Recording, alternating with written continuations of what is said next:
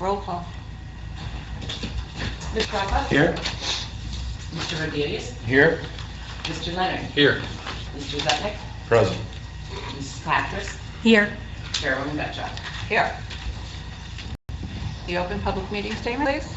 Adequate notice of this meeting of the Bedminster Township Land Use Board was filed with the Township Clerk and sent to the Bernardsville News and the Courier News and to all subscribers and posted at the Township Municipal Building, 1 Miller Lane, Bedminster, New Jersey, on January 11, 2019. Please stand for the flag salute. I pledge allegiance to the flag of the United States of America and to the republic for which it stands, one nation, under God, indivisible, with liberty and justice for all.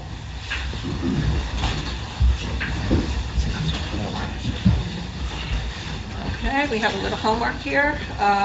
We need to approve our minutes from October 3rd. Somebody wants to make a motion? Yeah, I move to approve. Second. Okay. All in favor? Aye. Anyone opposed or abstained? Think everybody's good? Could I comment on it? Certainly. I think the minutes are a little too detailed. Right. I love the detail. You love the detail.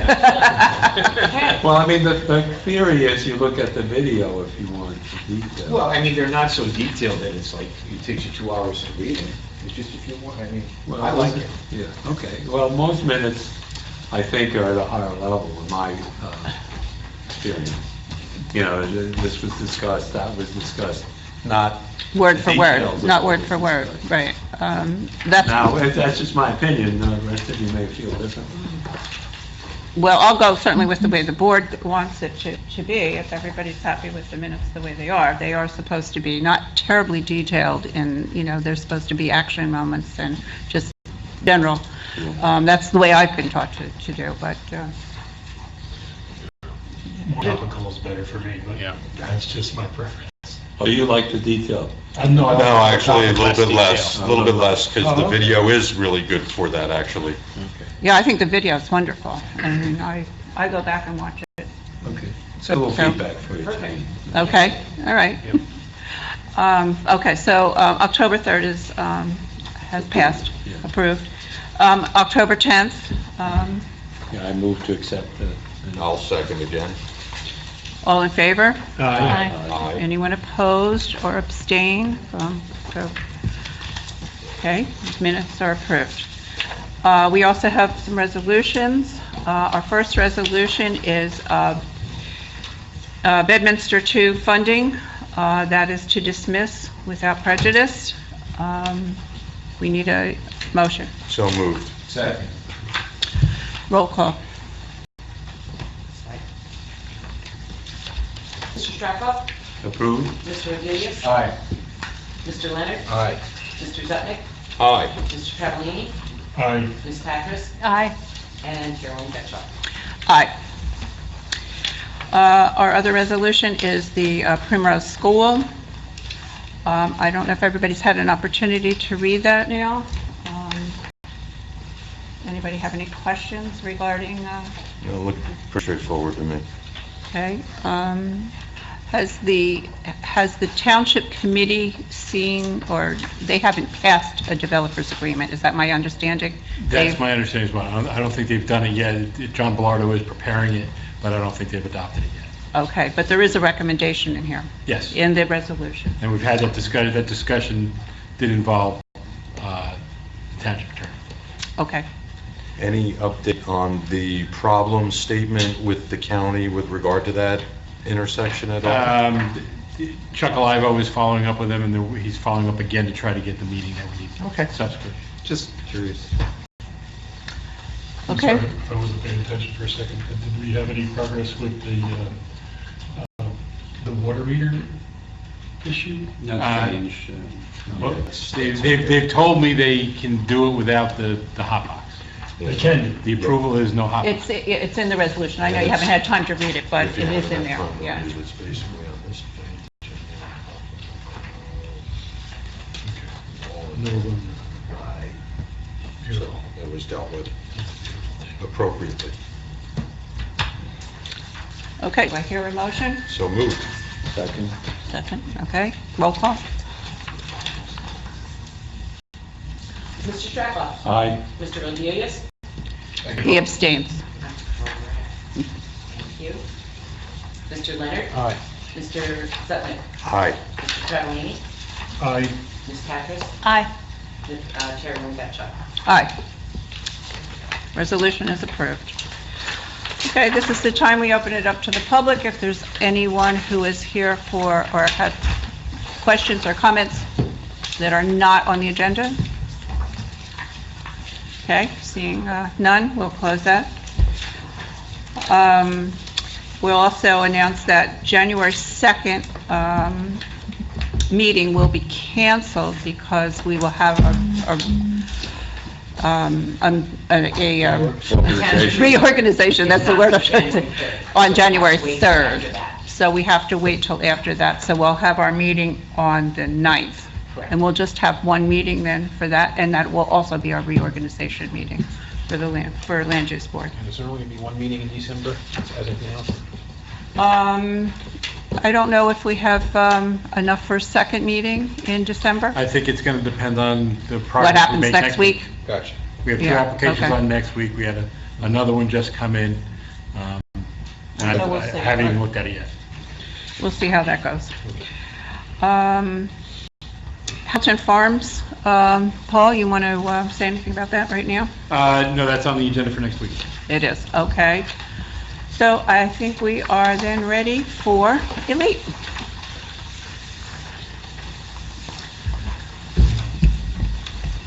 You can just let me know if you hear me. Can you hear me all?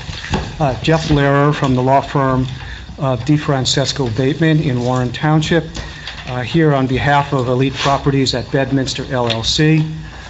Just an observation, when I said the Pledge of Allegiance tonight, I've been practicing law for 37 years, planning boards, zoning boards, redevelopment council, plus grade school. I probably have said the Pledge of Allegiance more than anybody here collectively, together.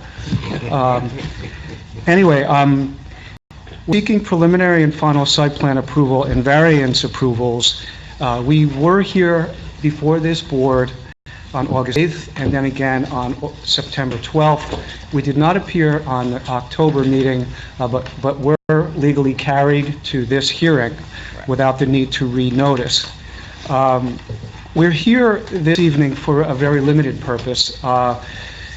We're here to show you and the public the photo simulations of the site from various vantage points, and secondly, a profile of the site relative to its view from and to Steeplechase Drive, and third, to address any remaining stormwater issues. We will not be presenting our planner this evening. We're hoping that we can get on to the December 5th meeting to conclude our case with our planner. By the way, the photo simulations and the profile were requested by this board at the last meeting, if you recall. When I close my case, which would be hopefully on December 5th, I would reserve the right to cross-examine any planner retained by certain of the objectors. And without further ado, Madam Chair, I'm going to call up Lauren Sirocco, who is the daughter of John Sirocco, who will be speaking about the photo simulations. Madam Chair, can I Yes. speak for a second? I'm Dennis Galvin, as you know, I Yes. represent the objectors, Ms. Thomas. I just want you to know that I did not know that we weren't fully proceeding tonight. I expected their planner to be here. I was not told their planner wasn't coming. I was prepared to present my side of the case, and I have my planner. I will release my planner because until their planner goes, it doesn't make any sense for my. I agree with that, and I know that Frank is on vacation in Spain, and he would like to be present for both cases. So I'm sorry that you weren't notified that. I didn't realize that you weren't. I'd be here no matter what, but I Okay. feel bad for the planner having. I understand. Tom Sugar to rain. I do understand. And if that was my fault, then I apologize, Mr. Galvin. I apologize in I'm as advance. busy as you are, and I didn't call you out. That would have been nice if I had known. Yeah, well, I do apologize for that, I'm sorry, and, uh, Carol, yes, can I ask a question from the last time when I wasn't here? sure, And I read the transcript. And sure, go right There's ahead. a parking question that was talked about last time. The, The witness was that the engineer? That wasn't the engineer, was it? Was it? who was Yeah, presenting? which, do you remember which, We presented our traffic engineer last Was it your time. traffic? Might have been. Yeah, Okay. he's not here tonight No. because we thought he completed his Well, testimony. Well, let me ask the question, if the right Sure. person's not here, we can... Well, maybe the engineer would be able to answer that for you. Yeah, I do have my engineer Yeah. here, so. Okay. Well, it's only a very simple question.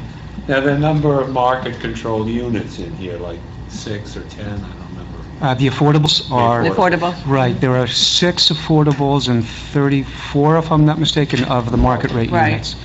So, do the affordables have parking in the basement, is really my question. Yes, yes. Okay. It seems awfully generous to me that, you know, someone getting a subsidy, you know, for a place to live also gets a Well, they're actually not private getting... parking spot, you know. They don't get a subsidy. They just make less money than the average person, so but they don't get a subsidy from any government entity. No, I understand, but Yeah. they're getting a special treatment. I don't know, maybe I'm way off base, but it seems like Now, most people in yeah. that situation, you know, get a place, but then You know, they park in a lot. the state of New Jersey, Uniform Housing Affordability Controls requires that we treat the affordable housing owners similarly to the way the market rate are treated. That I didn't know, okay. Thank you. Okay. One other thing, is Ms. Checchio going to also be a witness? I remember there were some management issues and questions that the board wanted to have. So is he also going to? Only if he's here this evening, Yeah, so well, if you that's what want I to was ask him wondering, those yeah. questions, certainly. Okay, I know there were some questions, and I know the board, we're kind of postponed till he was the witness, so. Okay. Okay, All right, so Lauren Sirocco is here this evening. okay. Mr. Sirocco, please raise your right hand. Do you swear or affirm to tell the truth, the whole truth, and nothing but the truth, so help you God? Yes. And please state your name and address and spell your last name. Lauren Sirocco, 18 Overlook Road, and then, so what's the last one? Spell my I'm name. sorry, I can't hear you. Lauren Sirocco, 18 Overlook Road, and then, sorry, the last I think you need a microphone. Yeah. You can grab the cordless one over The there. cordless one is here. Lectern there. So it's on the, Yeah, it's on the podium. lectern.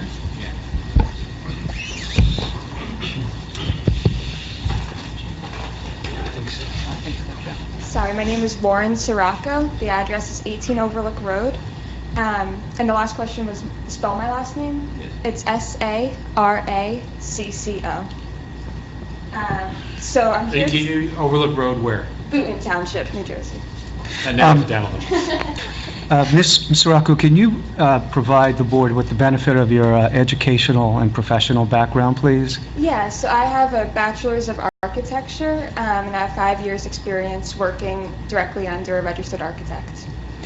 All right, and you work in the office of John Sirocco? Yes. Who is your father? Yes. And you said that you have, are required, you don't possess a New Jersey license, but you do possess about 5,000 hours worth of work experience, correct? Yes, in the and I'm field of studying architecture. now to take my exams, yes. Okay.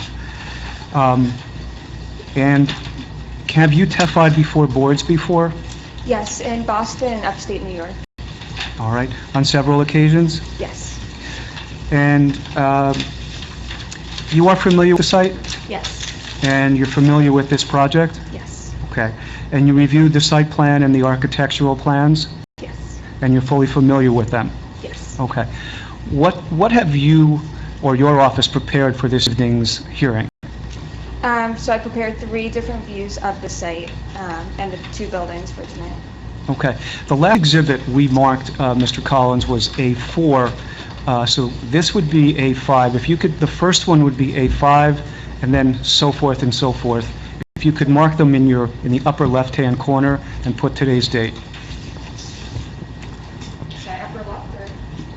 Upper Either side, yeah. So this is A4? No, A5. A5. A5, the left.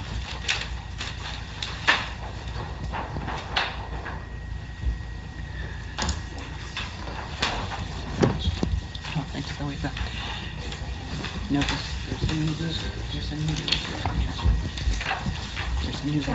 Yes, if you can proceed. I'm sorry, is there a third exhibit or is just the two?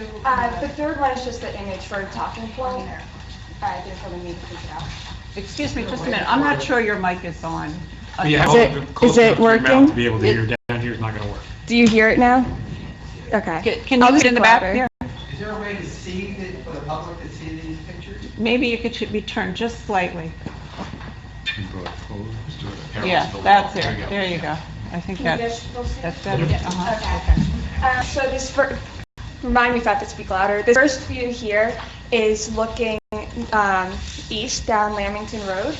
And we took this picture standing at that parking lot that's just to the west of the coach stop. You can see the sign right there. And then we superimposed a rendering we did of the two buildings onto this image just to help give you a sense of a scale and relationship to the street.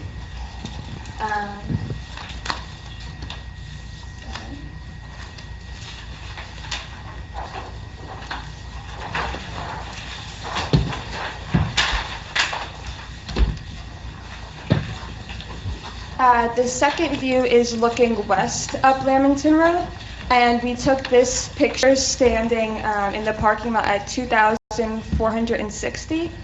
And again, we used the same strategy of taking this picture and superimposing a rendering we did of the two buildings onto the photo.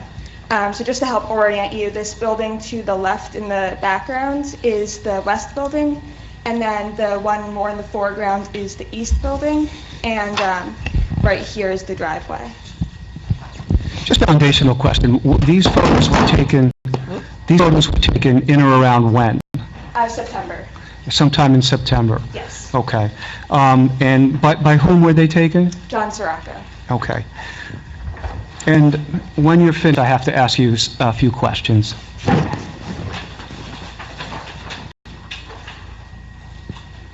And then this last view is a view from Steeple Chase looking south. And this one is a little bit different than the previous two because we didn't actually superimpose a rendering of the two buildings because the two buildings will not be visible from this view because of the thick layer of trees that are there. So instead we outlined the buildings just to help give you a sense of the street in comparison to the buildings. So I'll start with this building to the left. You can kind of see it outlined here. And all that you really see there is the top of the roof. The rest of the building is below the street level of Steeple Chase. And then this building, the outline of the building to the right, again, you only see the roof and a very small portion of vertical wall. The rest of it is below the street level. So just to conclude, the vast majority of these two buildings will be below the street level of Steeple Chase. Let's go back to this one. Yeah, is it your opinion that these photo simulations represent an accurate depiction of what the two buildings will look like once they're completed? Yes. I And just want to place my objection on the record. I don't think she's qualified to show that opinion. so noted.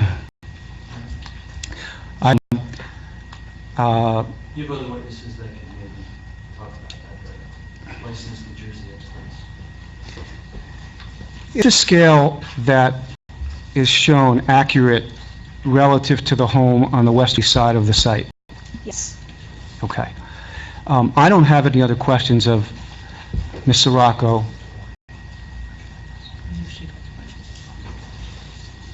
Can you go to that third exhibit? Yeah. Again?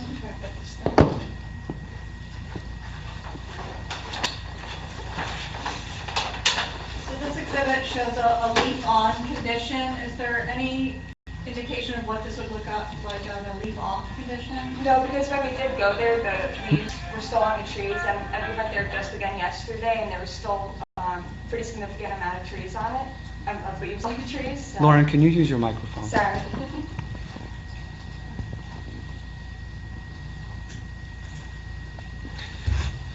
But it's also true that the applicant intends to supplement the landscaping along that slope significantly with some evergreens. Are you aware of that? Yes. Okay, thank you. The board, any questions regarding that? Go back to the first page, please. All right, so you suggested that you overlaid renderings on top of the photograph. Yes. So this is not a computer-generated image necessarily. So it's a picture, and then just the building itself, well, and this retaining wall, that's what is a rendering. All right, so again, it was a photograph and then the rendering is It's on overlaid. top of it, yes. For lack of better description, an analog process. Yes, Okay. As opposed to building the building in a computer model that would show how it would look in the context of the topography and all that such. it was built in a computer model, but to help give you an understanding of what it will look like in relationship to the street, we superimposed it onto an image. What I'm trying to add is, you've expressed your opinion that this is an accurate depiction, but if it's generated by the computer, Yes. there's data that goes in to generate this image. Yes, And again, there's no real opinion associated with that if the data generation was accurate. yes, So are you convinced that the data generation was accurate? yes. Yet it's not a completely computer-generated image? We decided against making it completely computer generated because we wanted to have people be able to relate to the image. If it was all computer generated, I mean, for example, this sign's like a little bit paint chipping off and stuff, you want to get the same characteristic. Okay, the concern that we have, just like anything in life today, everything is a matter of perspective. Yeah. No pun intended. So if your perspective is not to highlight or more to embellish the positives and not to underscore the disadvantages of what might otherwise be apparent or realistic, again, it's photograph, and if necessary, you could produce the photograph that started this, and you could show us the overlay rendering that.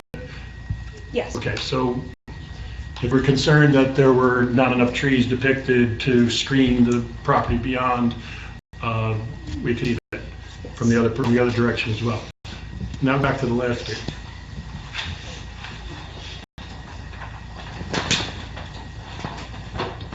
While you did not do the leaf-off scenario as was described, Yeah.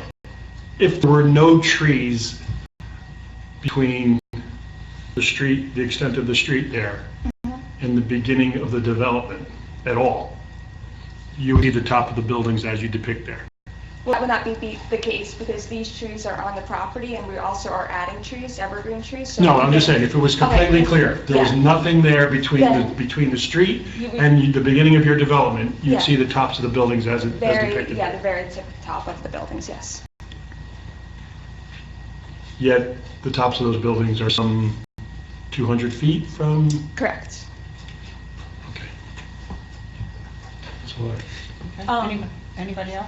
Not being familiar with the overlay process, I presume that when you did the rendering from this perspective, it's the appropriate number of feet set back from the street and from the neighboring property. Yes, so do you want me to explain that process? If you could a little. Okay, so just to summarize it, we have a site plan and that has the neighboring buildings on it. Mhm. So in our 3D modeling software, we're able to model the neighboring buildings.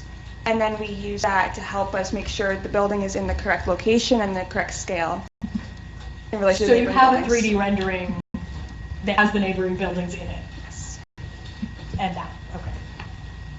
So that's your test for the Yes, appropriateness of the yes. scale you used. Yes, as well as the street. We have that modeled as well, so.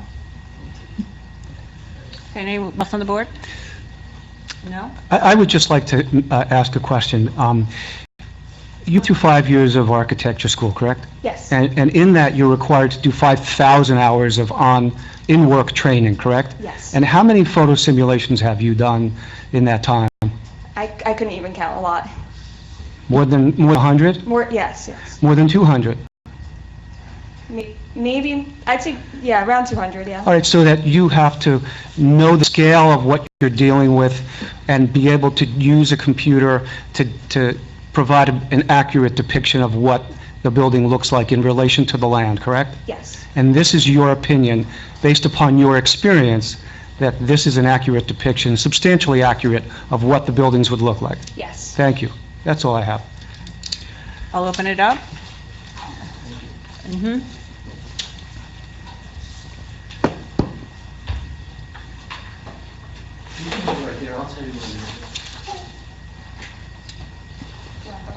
No. Please use the mic. I'll use We need it for I'll the use it. recording mic. No matter how loud you are, we need it for the recording. I trust we do. All right. At the end of the cul-de-sac, whose trees are those, do you know? They're on these ones here are on the property, I believe, on the Reed's property. If I told you that wasn't the case, would you be surprised? Looking at the survey. I mean, it's set back a little bit, if you look at the survey, but a lot of those trees are on the Reed's property, and we also will be adding our own trees to that. But you'll also be taking down trees. Along the street on the other side to build the buildings. Right, and it's going to take, how long does it take for a tree to mature? Wait a second, Mr. Galvin. She said this is what the trees look on the slope. She said at the bottom, they're going to be removed. This is the top of the slope. What's your Which, question? that's my client's trees. I'm trying to find out if she knows that. Well, I don't think that that's an accurate statement, but, there is a... Well, survey, we can prove that, and we will. And you will, I'm sure you'll try. Yeah, I will prove it.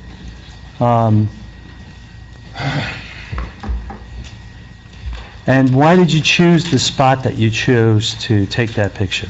Because I wanted to get the full lens, sorry, I don't know if you can- I wanted to get the full lens so you can see the entire width of our property. So you can see from one edge of the building to the other edge of the other building. Right, and do you think this picture gives a perspective of what the neighbors might be seeing? Yeah, driving down the street, yes. Well, how about the neighbors that live adjacent to this property, in the houses on either side of the cul-de-sac? Well, when they drive down the street, this is what they will see. Okay, go back to the first page. I don't agree with you, but go to the next page.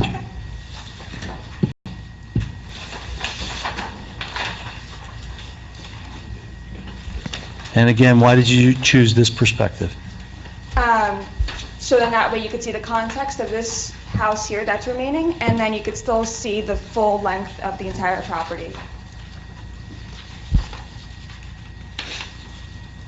And those are the only two pictures that you decided to take to try to give us a better perspective? Yes. No one asked you to go take a look at the back of this property up the hill? Well, that was what the third one is. Where's the third one? This one right here. No, I see one, two. There's a third picture I haven't seen. Middle, the one in the middle. This is. Okay, I hadn't this is seen looking that. west. Let's take a look at that for a second. Yeah. That one's, why don't we refer to them? The first one's A5. This one is now what number? I think A6. Yes. And the third one is A7. This is the one that the board specifically asked for, and the one from the steeplechase is also the one that the board specifically asked for. Just from the cul-de-sac, you didn't want to see? Again, they've used a certain amount of license with the first one, but specifically we asked for two, because there was an image that seemed to be a bird's eye view as opposed to a street level view, so we asked for a street level view here, and we asked for a street level view from steeplechase. We'll go out in our yards and we'll take some pictures to show you what we see. We'll do that. We'll present that in our case. To your point, they produced what we asked them to produce. Okay, that's fine. Again, I don't want to be seen as picking on the witness. I just want to make sure that I don't overlook important questions, Okay. trying to be overly nice. She seems like such a nice young woman. Yeah, come on now. I agree with you. She's going to be awesome, too. She's doing a great job already. I have no further questions on that. I thought that, okay, I got you. You show them what you want to, you show them the direction you want to show them, that's what, you show them the direction. To show I think we the, both, why don't the two of you go ahead and address your legal positions about whether the board can accept Lawrence Sirocco's qualifications as an architect. Sure. Who may not have a license yet, but who, why is or isn't qualified to give the testimony that is proposed tonight. I would submit to you, Madam Chair, and thank you, Mr. Collins, that the land use law doesn't specifically provide that any witness has to be licensed or certified or registered, and it goes really to the presentation of a witness goes to the weight of the evidence, the credibility of the witness, and so I have brought out the fact that she has 5,000 hours worth of experience, work experience, 5 years of schooling, and that she has done approximately 200 photo simulations in her experience. So it really goes to the credibility of the witness. The fact that she doesn't possess a license is not required by law, not required by the municipal land use law. So I submit to you that she is qualified, and you put the weight on her testimony that you believe is necessary and appropriate. Mr. Galvin?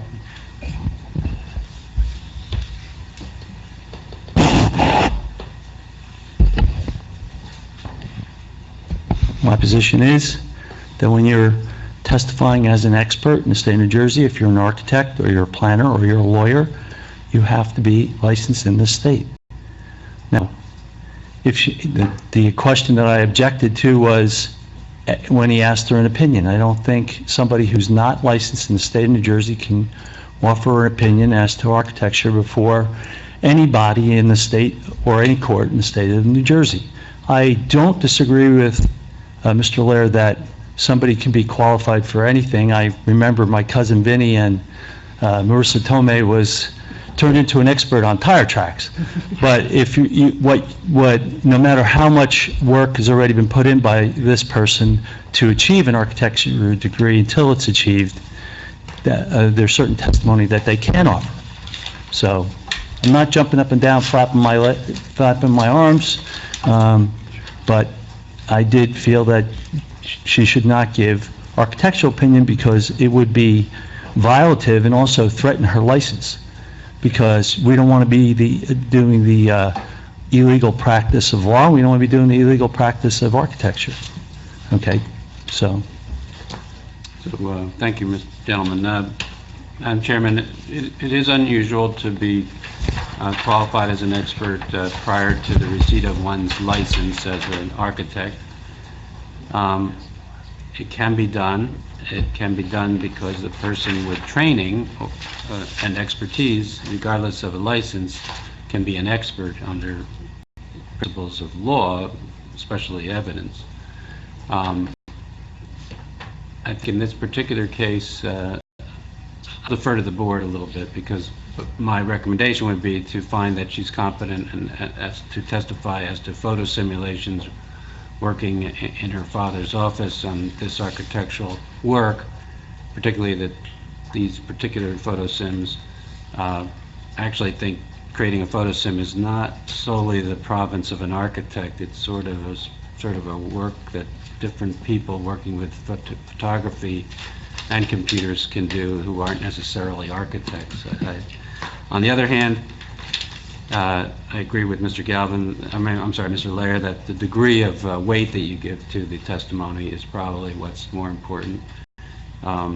So the board would entertain, I maybe would take a motion to accept whether you accept her qualifications as an architect in training, who is conducting work on photo simulations, that you're satisfied she has an expertise to produce and to testify about and opine about to the board. And is there such a motion? Yes, Rich, I have a question. Can we presume, or I'll ask the question, I presume that these images were prepared under the supervision of Mr. Sirocco? You can certainly ask that question. Yes. Is there some particular reason why Mr. Sirocco's not here himself? He had, well, Lauren, perhaps you can respond. He had a prior engagement. Okay, so can we anticipate or expect that Mr. Sirocco's testimony would vary much from yours, Lauren? No, not at all. Right. Um, And to the If extent that... necessary, could we trot Mr. Sirocco out here if necessary? Absolutely. To the extent that he's available, and he might be available on the 5th of December, which I think he is, we can bring him up to just verify all of the conclusions and statements made by Lauren Sirocco. Maybe all we need is an affidavit or something to that effect. Sure. If they testify, he has to be here for, or Has to be in even person. give a certification, he has to be here for cross-examination by the public. But that is a reasonable condition to put on the motion. You could say that it expected that Mr. Sirocco, the elder, who is a registered architect and previously testified, will be brought on the December 5th meeting to address any questions. Is there such, want to add that to the motion, and that's Is that how you want to propose the motion? Yeah. Okay, a second? okay. We have a second, all right. And just a Roll call. Wait. What, no? Explain exactly what's going on now, please. Bringing in the public. I'll explain it. It's a motion to accept her qualifications as an architect in training who can give opinion, evidence about photo simulations that she has done tonight, A5, A6, and A7. And that there is a condition on that her father, John Sirocco, who has previously testified and is not available tonight, will be brought back on December 5th or at a future meeting and available for additional cross-examination. Can you add that the work was prepared directly under Mr. Sirocco's? Yeah, that's built into the record, but yes, Okay. part of the reason is that the work was done under his supervision and she is his employee. Thank you. Any other question, George? No, okay. All right, so then I guess we have a roll call? Mr. Strackoff? Aye. Mr. Rodelius? Aye. Mr. Leonard? Aye. Mr. Zupnik? Aye. Mr. Travellini? Aye. Ms. Patras? Aye. Chairwoman Betcha. Aye. Motion's passed. Thank you, Madam Chair. I'm going to call Joe Jaworski back. He has already been sworn. Yeah. Oh, I'm sorry, we need to have the public just one more time. Sure. We didn't close the public session, so, sorry, yes, if you would please come back. Sorry. Yes, come on up. Grab the microphone again. All right. Yep. Yeah. Jeff Fire, 157 Riverwood Avenue, Bedminster. My question is simple. Will electronic versions of these simulations be made available to the public? You can ask the witness or the attorney. I can confer with my client if you give me a moment. Okay. Normally, this is available at Town Hall. It's available, we can provide extra copies, but I don't, as a matter of course, provide emails or send copies of evidence to individual members of the public. No, I mean, just, it's going to be put on the website or something. That's up to the town if they want to do that, but we provided small size copies for every member of the board. So it's up to the board whether they want to do that. Is there a specific reason that you're Well, looking I for think this? that the public and myself included would like to, it doesn't necessarily have to be electronic, but we'd like to have pictures of this to look at and to discuss. Well, there are pictures available. That, Where? That's not my question. well, the town hall with all the evidence. Okay. So if I go to town hall, I can get these pictures. These exhibits will be here after tonight's meeting. Yeah, absolutely. Full-size, 24 by 36 drawings will be here. Mr. Lawyer, could I ask that you provide me with, do you have that in a digital format? I'll provide you with a hard copy. Okay. I appreciate that. And then I'll try to help distribute it to the public. Okay, all right.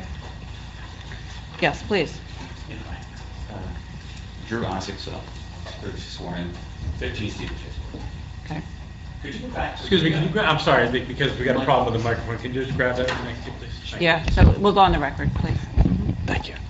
Start again? We're okay. Drew Isaac. Thank you.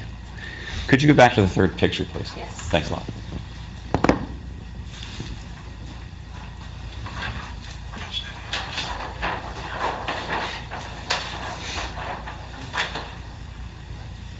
Can you tell us what lens you used for this picture? Just a normal phone lens. No more. Just normal, like, iPhone lens. Okay. The reason why you might think it seems wider is because it's 3 pictures that we overlaid. You can kind of see a little bit of a seam here. Right. Here and there to make it wider, just so you could see as much as possible. And do you have a certain perspective? When you have different lenses, do you have a perspective that you use for this? It's just an iPhone. Okay, because the reason is that, you tell me the distance from the tree on the left, the very end of the cul-de-sac? No. Okay. Can you tell me the distance from the car to the end of the cul-de-sac? Not off the top of my head. Okay. For those of us who live there, this is Sir, two... before you, now, you're about to testify. Yes. So, and I really don't So ask mind. questions? No, you're sworn, right? Yes, I am. Okay, so don't make a lot of statements, but if you could make a statement and then Sure. try to follow up with a question. Will do. that'd be good. What I was going to say is that it does not necessarily look like a representation of what we see when we're on that street, because it looks like almost like a wide-angle lens, so which distorts the image. So you can see how the car looks a little bit distorted, the distance is quite long, and so forth. So, you follow me? Yeah, I see your concern, but it's not like it was like a panoramic Right. or anything. It's one primary image, which is here, and then 2 smaller images on the other side, just so in that way you can see the entire length of the building. Nice. We didn't want it to be cut off. We wanted you to see. And did you take pictures of the, at the end of the cul-de-sac looking down by any chance? Yeah, but that, you couldn't see the whole width of the building with those pictures. Okay. But you did take those pictures? Yes. And was there any renditioning for those? No. Okay. Could you back to the first picture, please? Do you know the height of the white building on the left-hand side? I don't know it off the top of my head. We were able to figure that out. Though. Can you tell me the height of the proposed building? The one on the west, from the The very- the average peak, grade, the from peak. the average grade Sure. is 49 feet. Okay. And what is the top peak of the house, of the proposed building? Of the proposed building? Yeah, the very top. 49. 49 feet from the From the average grade, yes. What about from the sidewalk? From the sidewalk, I don't have that off the top of my head. That's on the documents we provided. Okay. Can you go to the second picture, please?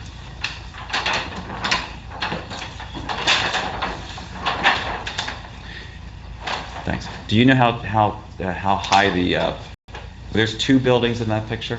Yes. And do you know the length from one side to the other side from the, Again, that's in the information we've provided, you don't know the submitted. I don't have it off the top of my head. And you don't know how high those peaks are? Again, this one is, I believe, 39, and this one is...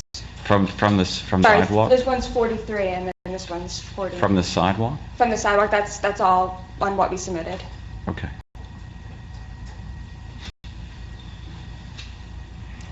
Okay, thank you very much. Yeah. Appreciate that, thanks. Enough?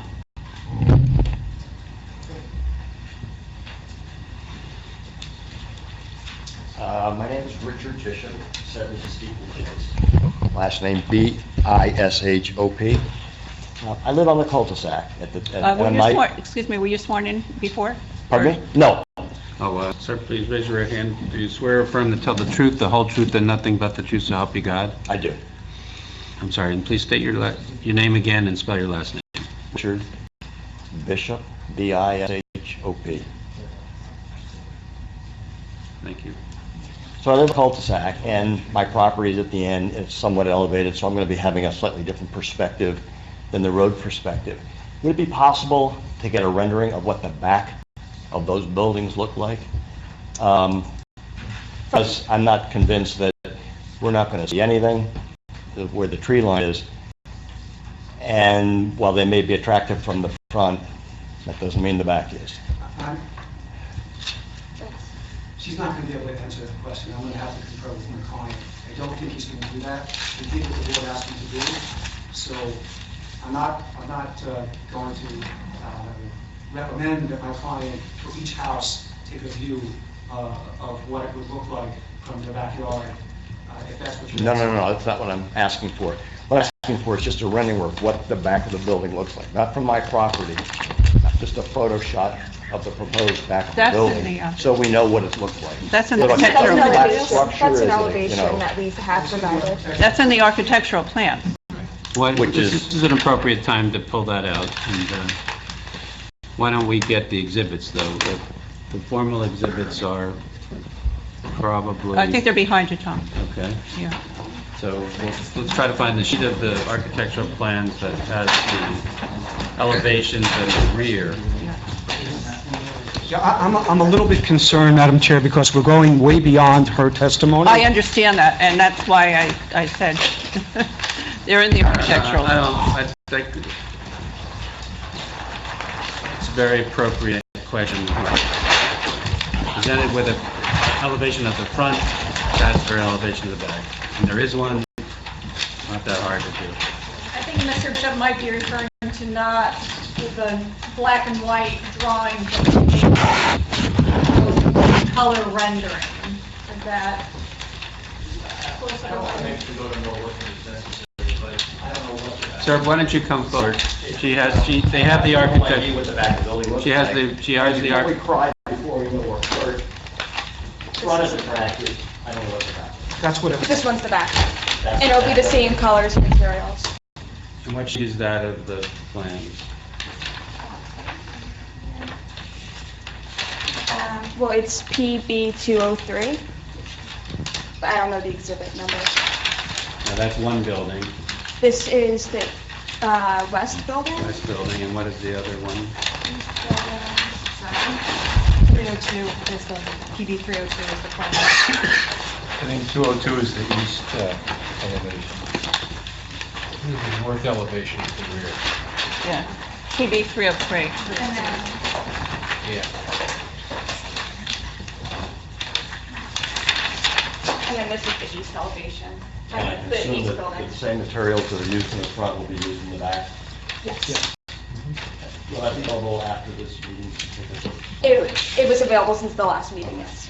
And it will be available as part of the record. Okay, anyone else? Can I just confirm? So at the front, there's an intermix of the hardboard, the brick, and the stone at the base or the foundation. Right?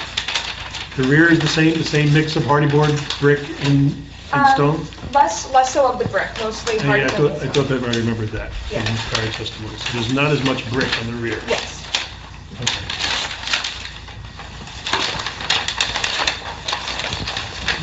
Can you identify where, if any, brick exists on the backside? So on this one, there is none. Let me go back to the other one. That was the east building, right? Yes, on the east building, there is no brick on the rear. No brick at the rear, just hardyboard and some exposed to stone at the base? So, yes. With the request of the Historical Preservation Society too, I think they like the look of it. And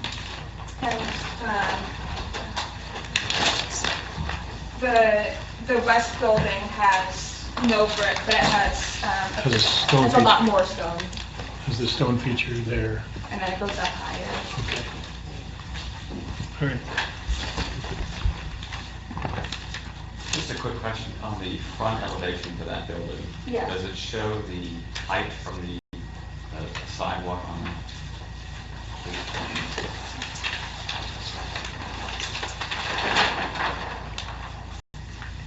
So We don't show the sidewalk in this one. yeah, so where that says sign of, I guess, a retail store, so from that bottom to the top peak of the Go to- roof, how high is that? That's 49 feet. Yeah. That's 49 feet. 203. Yeah. I guess all of these dimensions are taken from a datum From the average grade. From the average, which is the average grade. Yes. If you go to 203, you can see the dimensions off the average grade, but not from the sidewalk necessarily. Exactly. We have I guess we can determine how much the average grade differs from the sidewalk, right? Wasn't here to answer those kind We of could. questions. Not necessarily tonight, but we could. Yeah. Okay. Sorry. Mr. Haggerty? Good evening, Brian Haggerty, Fairview Drive, Bedminster. I'm still under oath from a previous session. Last name Haggerty. Good evening. If you can go back to the, sorry, if you can go back to the original renderings you were showing before. Yeah.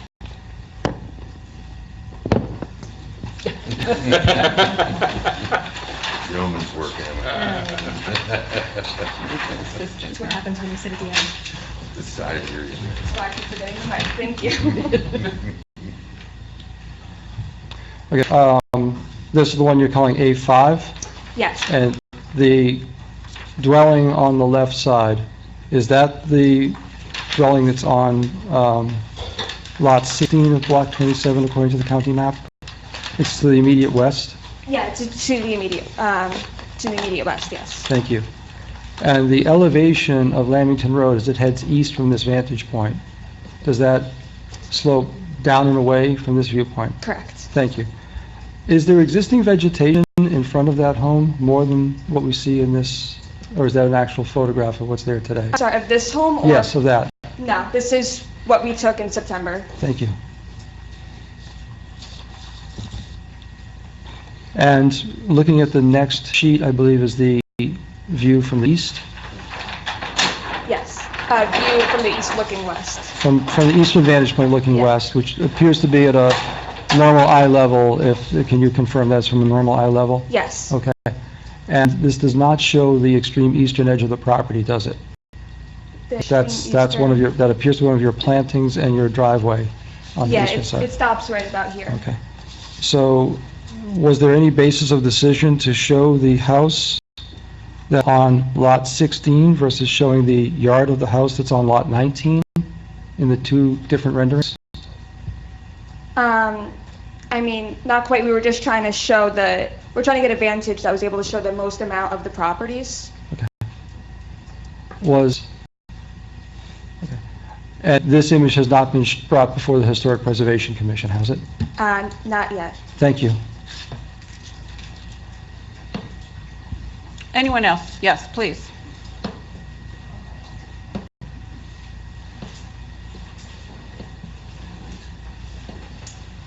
Hello, I'm Tiffany Elliott, and I live at 18 Steeplechase Court.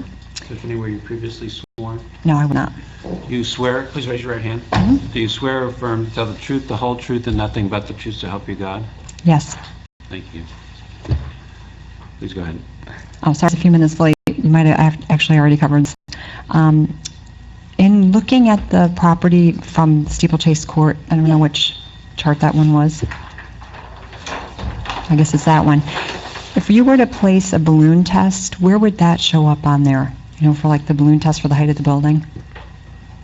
So the very top of the building is, for the east building is this line here, and then for the west building is that line there. Okay. Yeah, if you want to come close. Yeah, okay, I'll come over there. And then the other question I have, I don't know if that you're the right person, because I don't know that, I think we had a black and white sketch in there, that's the front of the building. The front elevation? Right, but the question I have is, just reading an article in the Bernardsville newspaper about a project that they're doing over there, that they're having to use these boxes, these silver boxes for some water. Hot box. Yeah, my husband couldn't be here tonight, but he has a master's degree in thermodynamics and fluid flow. Thank God he's not here. But I was wondering, like, what's that for? But are there going to be these on this property? She's not the proper person to answer that, the engineer will. Okay. The All right. engineer is here tonight. He will be Okay, speaking. sorry, I didn't mean to put you on the It's all spot. But anyway, but I'll come over there and I'll look, so the balloon test would just be where those little dots are, dotted lines. Okay, all right, I don't want to interrupt now, but that's it, thank you. Next, come on, please.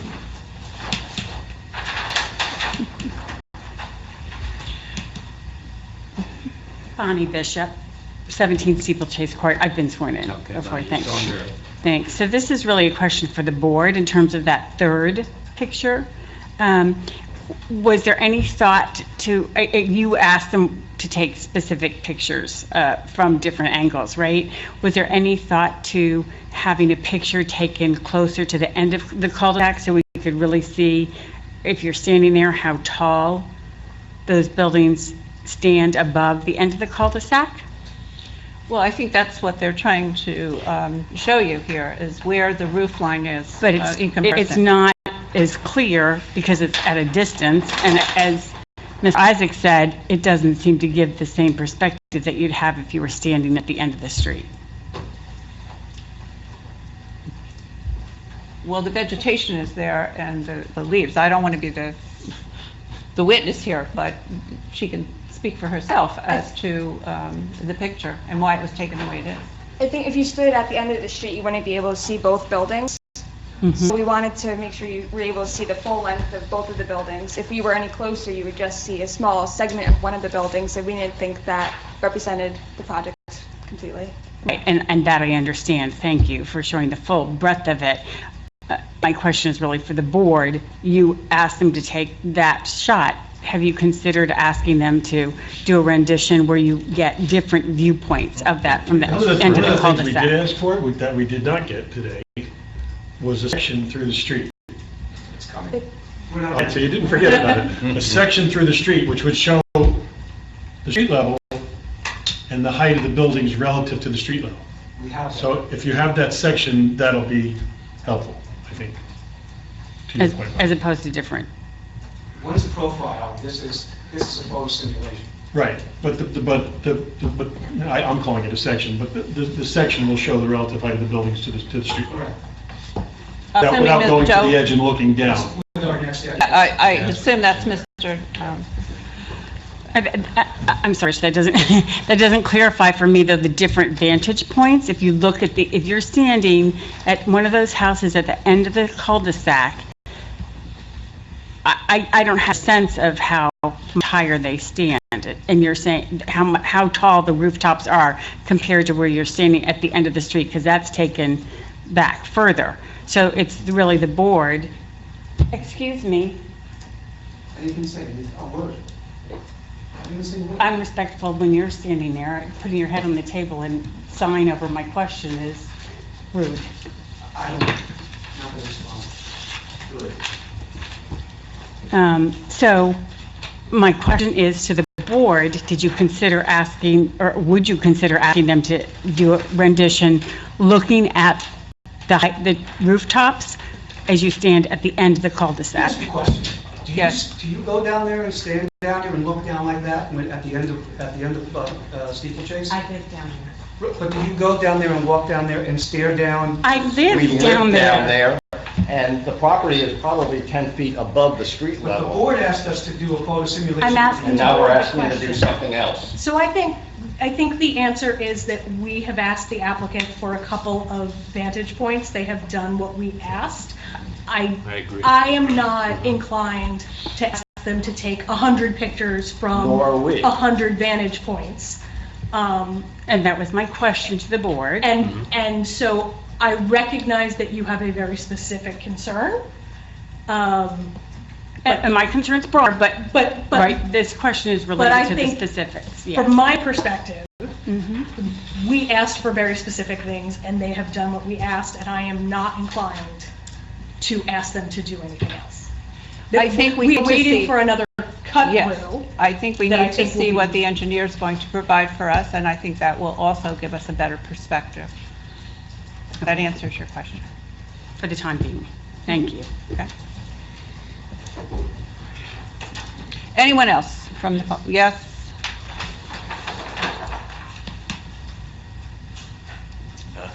With all due respect, can you please put that third picture back? Thank you, sir. Yeah. The published data is clear. The closer you live to a development, the greater the impact, the negative I impact. think you're making a statement here. So We want a question. what's not represented in that picture is for the people who live closest to the commercial development. So that's why the ask was for something that's more representative as to what the people will see who live closer to that. And that's the point that maybe I'm just trying to stress. So that's... there a question? I understood the ask. Okay. Is there a question? Right? Is there a question? But to say, but people's... Sorry, you have to focus on I the understand. question for this witness, and you... What's the specific reason why you were about, how far from the end of the cul-de-sac is that?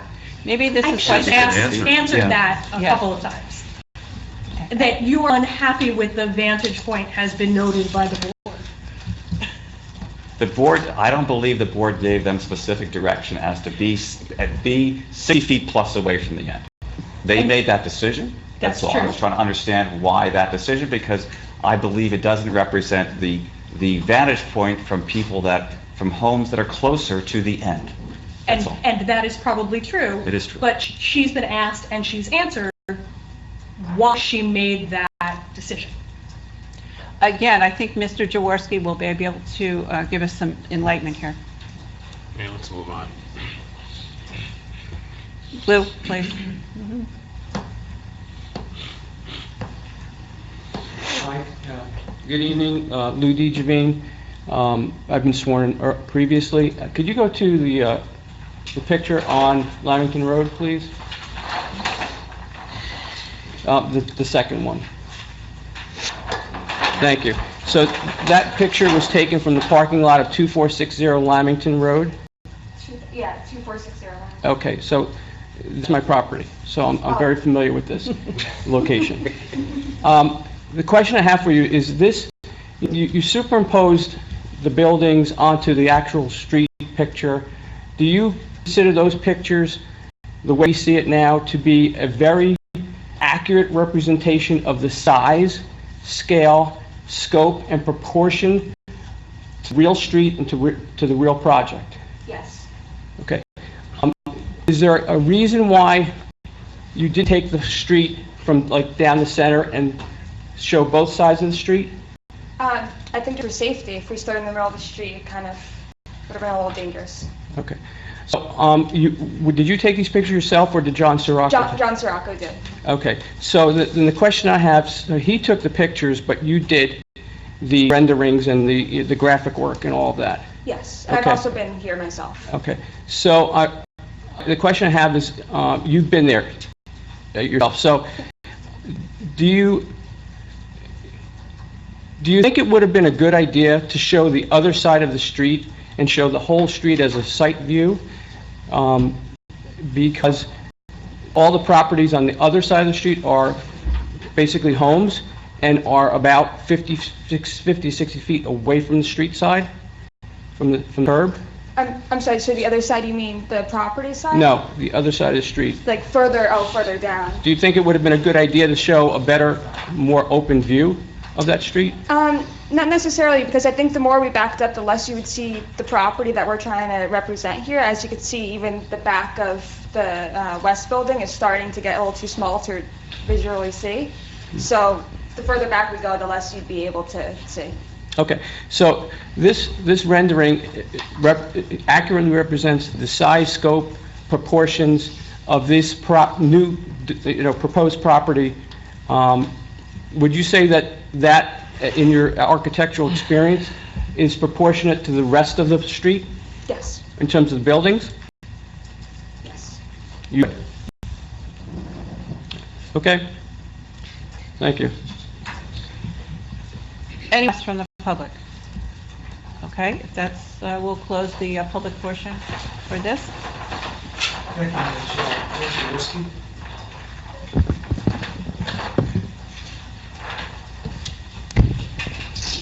Mr. George, you understand you're still under oath? Yes, I do. Thank you.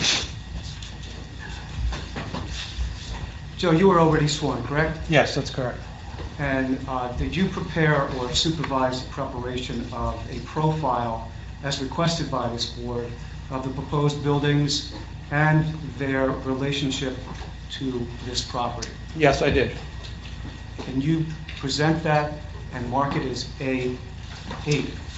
Yes, before I do that, Madam Chair, good evening, members of the board. I'm just putting up the previous site rendering, which is A2, just to refresh our memory and get an overall view. So you can see at the top of the page are the two houses in the cul-de-sac.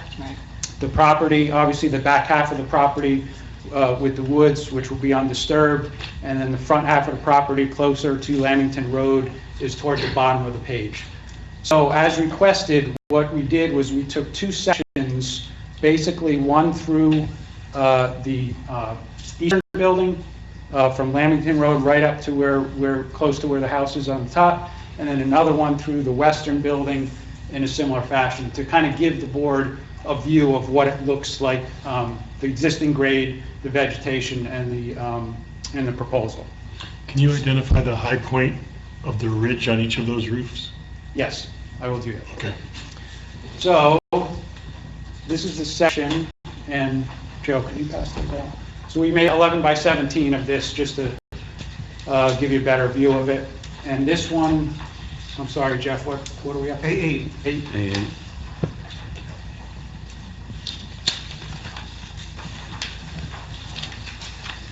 All right, this is called Site Profile Exhibit, and it is dated based on the last set, 6/13/2019.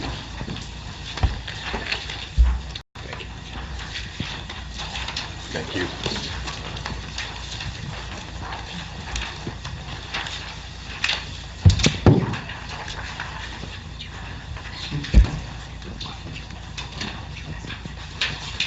Dave, are you okay?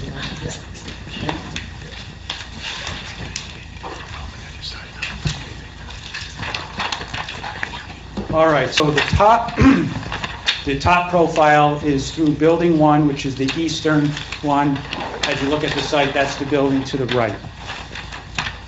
Basically took the profile all the way from Lamington Road, which is over on the left side, and then continues over to the building that's across the street on Lamington Road to the south. Come up, you hit Lamington Road, then basically you come up, grade up to the site, and then building number 1 is the gray shaded. You can see the parking garage, which is the lower level, and then the 2 levels above it, and then the peak of the roof. The dotted line shows the existing grade as you continue up to the north. And then obviously the back half of the property, which is the green area with the trees, represents that back half which will be undisturbed. Is this the east or the west building? The top one is the east building. The east, Yep, the top one, yes, okay. top one is the east building. Is what we have in front of us, because what we have in front of us looks a little flatter, like it's flattened out. Is this accurate per that? Because that's Yeah. a little narrower and a little higher, and this looks like Yeah, it's stretched out. I mean, it was really just to be able to fit it on the page and show it. Of course, the 11 by 17 is a little. We'll look bit at the less. measurements. Yeah. Okay. Joe, can I ask you something? Yeah. There's buildings currently on the property. Yes. Okay. Can you show where that would be, the one on the east right now? Because I was at the cul-de-sac looking down to see where that building was. Can you show about where that is on that profile? Yes. So on the east, Madam Chair, it's kind of this cutout Yeah.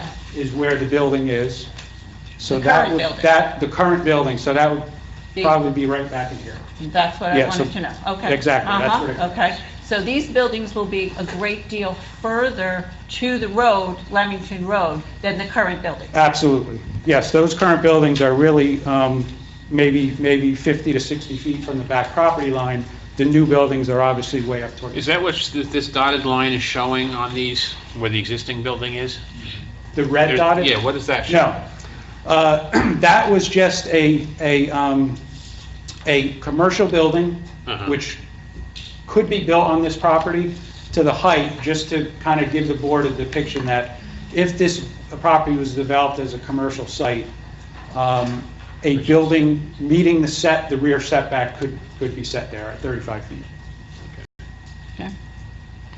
So back to the I'm question. sorry, I didn't mean to distract you. That's okay, that's okay. Back to the question regarding the height. Right. So on the top, the peak, you can see is noted, it's 224.75. So roughly elevation 225. That's from sea level. That's from sea level, yeah, that's the From the street, but No, no, okay. And I'll give you that from the street. So about 225, and we estimated the house to the rear to be, the fifth floor to be about 218. Just to give you a relative look, the finished floor at 218, looking across the roof of the new building will be 225. So about a 7-foot difference. Standing on the finished floor of this house, 7 foot, you'd see the peak of the new building. Right there. Or, in looking in the rendering, you know, if you're standing on the deck of that house, presuming that that deck was... About the finished floor. There'd be... Yeah, It'd be 7 feet above your... This peak would be about 7 feet up. Above your feet. Yes. But if you're down at the base of the property there where, you know, the walkout is or wherever... Yeah, obviously, this Base of the property property is slopes, closer to yeah, that slopes closer to down. 210 maybe? Right at the property line, it looks like maybe about 210. So you'd be 210, looking at 225, would be about 15. So there's probably about a slope difference of about 7 feet from the back of the house to the Can property. you approximate the height of the sidewalk depicted Yes. in the earlier rendering? Yes, I have that. So the sidewalk, not actual sidewalk, I have the road grade right in front of that building is about 172. So Not that sidewalk. Oh, sorry. The steeplechase sidewalk. Oh. Or the grade at the street on steeplechase. No, I would assume that if the finished floor is 218, the sidewalk's probably a little bit lower. I know you're not here to speak about the rendering, but could you go back to the rendering for a second? Where's rendering? Yeah, please. I'm trying to establish where the question before. Yeah. Right. Is what is, if you're standing on the sidewalk here. Yeah. You're standing on the sidewalk here, I don't know what that is. Is that 5 or 6 feet? Yeah, From the so- sidewalk to the top of the building, if you're standing on the sidewalk? Yeah, so I'm looking at this house. You can let us know what that dimension, Right. with that elevation Yeah, is? roughly, this house, you can see there's the door. That finished floor is about 216, 218, right? So if you come down 4 or 5 steps, so you You make said the buildings are 225? the top of the building, the peak of the new building is 225. I would say this elevation is probably around 210. All right, so this is not 8 or 9 feet, this is more like 10 or 15 feet, 12 or 15 feet, from sidewalk to the top of the building. 210 to 225. 50, roughly, yeah. Yep. And then these buildings are a little bit lower or a little bit higher? This one, yeah, that one's a little higher up, that's the second profile. I think. Okay. All right, so now, the second profile is the west building, so that's the one on the left. Similar profile, starting across the road, hit Lamington, hit the new building, come back, and then the area that is undeveloped, and then the house which is up at the other side of the cul-de-sac. So the peak of building 2 is about 239.75. So we'll say 240. That's about 240. The elevation again of the approximate elevation of the house is about 218. So those houses, we estimated the finished floor is about the same elevation. The eastern building peak is about 225. The western building peak is about 240. So it is higher. It's about 15 feet higher on the western side.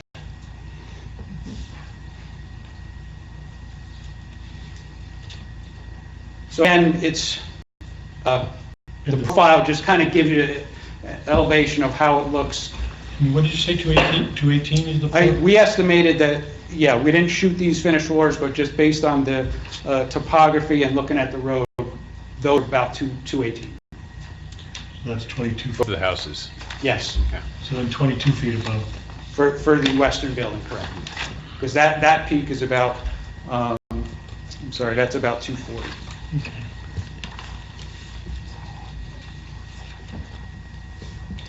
And the western building is a little bit further, again, from the back property line. Yes, absolutely. Okay. Anybody from the board?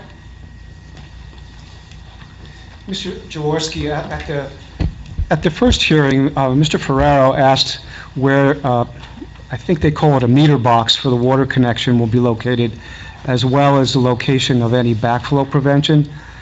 Can you identify, I think it's, some people call it a hot box, but can you identify for Mr. Ferraro where the meter box and the backflow prevention will be? Yeah, there's basically two ways that you can handle a water service coming in. So if the water service is coming in outside of the building, and you put your meter and your backflow together, you have to heat it, or else it'll freeze. Right.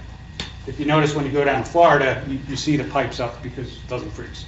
Here we have to heat it to freeze it. So there's two ways you can do that. You can put it in a hot box, which is basically kind of a little shed that's heated, and then you can get at it to maintain it. Or you can put the meters below ground in a vault and put your backflow preventer in the building. A lot of the houses now, that's what they do, because they come by and you read them with the digital reader. So in commercial buildings, you have to have a backflow preventer. So for this project, we will include an underground vault for each building with the meters in it. The pipe will go in, the backflow preventer will be in the building, which will be heated, so from the outside you won't see anything. It'll just be a cover, to get at the vault. And this is a permissible, Yes, I think way of doing actually it that, the previous application here, I think, was approved for that. But we've done that in many other towns. okay. Joe, I recall that there was a discussion that the board asked for a quick summary of stormwater because of, I think Mr. DiGiovanni had asked if we could just, get a summary of that. I don't want to miss anything for the board, but I believe that you asked for him to just summarize the stormwater one more time so that it would be on the record. That's correct. Okay. Yeah, I think last time I testified, basically ran through the whole stormwater management plan, but basically, when you increase impervious cover, you have to put detention in. Really three elements: detention for the quantity of water, the rate that's going off the site. You have to address the water quality, meaning you have to be able to settle out the suspended solids. And then you have to address groundwater recharge, how much water goes back into the ground. So for this site, obviously we're dealing primarily with the front half as the increase in impervious, roof water, parking lot water, and water on the sidewalks and the driveway. We've designed a system that has multiple underground detention basins. One will be in the parking lot, just behind building number 1. And that'll take all the drainage from this parking area, that'll detain it, hold it back, it'll go through a water quality unit, because that's where the sediment off the parking lot is, and then that'll route down to another basin, which will be underground, right in front of that building, under that grass area. That basin basically will take that grass area and the roof water. All the roof drains will be routed to that. That will detain it, hold it back, meeting the proper reductions for each storm, the 210 and 100-year storm, and then it'll discharge out to the system in the street where it's going now. The rate of all those, we are required by state law as well as the local ordinance to reduce those rates. So basically meaning During each of those storms, the peak rate, we have to be less than that. So we have to make the basin big enough, hold the water back, let it go through an outlet structure until it drains out back into the system. We met with Mr. Ferrero's office. We went through his letter line by line. We came to an agreement. Most of the details of the system, we have all those addressed, and if the project gets approved, we will certainly comply with that. The one, I don't want to call it substantial change, but the one difference is the detention basin in the front. We originally had what was called a R tank system, which is a newer system, and it's really like a bunch of crates, like crates with holes in them. It works the same way as any other detention system, but as Mr. Ferrero pointed out, it's a little bit harder to maintain, to get in there and clean it out. So we came to an agreement to go to a different type system, storm trap system, which it's easier to get into. Basically does the exact same thing. It's a holding tank, and it lets the water bleed out at the correct rate. I know there was one other concern, I think one of the residents or the fellow across the street brought up about water coming down that driveway running across. We do have inlets and a trench drain there that will capture that, so that there will not be water flowing straight out into the street. That'll be picked up and put into the system. I have nothing further, Madam Chair. Paul, do you have anything further you want to talk about the stormwater? No, I can maybe recap a little bit about the stormwater. My office met with Joe and his staff, and we went over a number of comments because I had quite a few of them on the stormwater. I think we're at the point where they can be addressed. And I just to point out on Joe's last point about the water heading out to the street, one of the comments that I always make in my review letters is they have to demonstrate that the 100-year storm can get to the detention system. If it's bypassing the inlets on the road, then it's not getting to the detention basin, and they have a problem. So it's something that we look at closely. Okay. But you're happier with this system than the prior system that Yes, the formally proposed? Yes. Good, okay. I'll open it up to the public for this witness. Oh, I'm sorry, go ahead, Rich. Go ahead.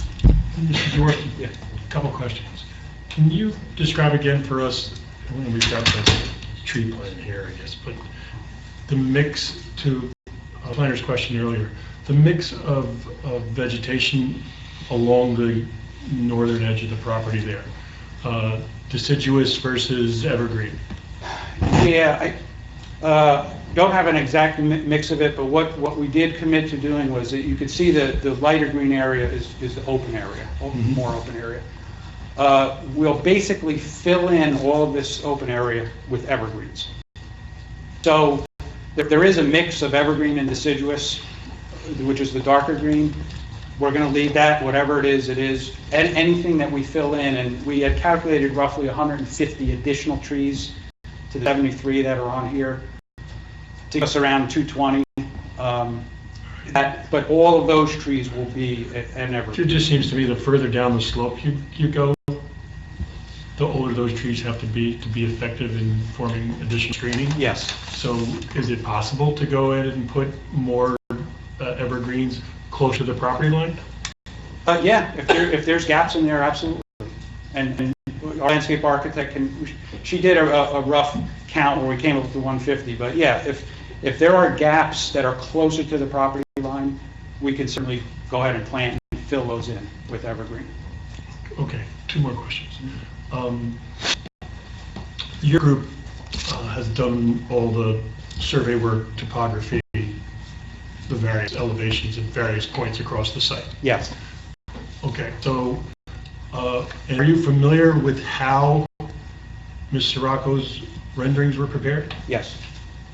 Would you say that those renderings are an accurate depiction of the buildings on the site with respect to scale, size, proportion, etc.? Yes, I would. Okay. Anybody else on the board? No? Okay, then we'll open it up to the public. Yes, go ahead. As the trees that are going to be planted, what's the minimum height? I'm sorry? The deciduous, What's the minimum caliper of deciduous trees, and what's the minimum height of the evergreens that you're going to plant?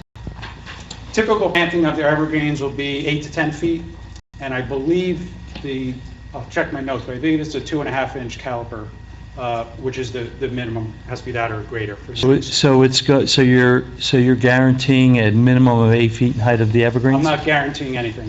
What I said was that... Well, I'm sorry.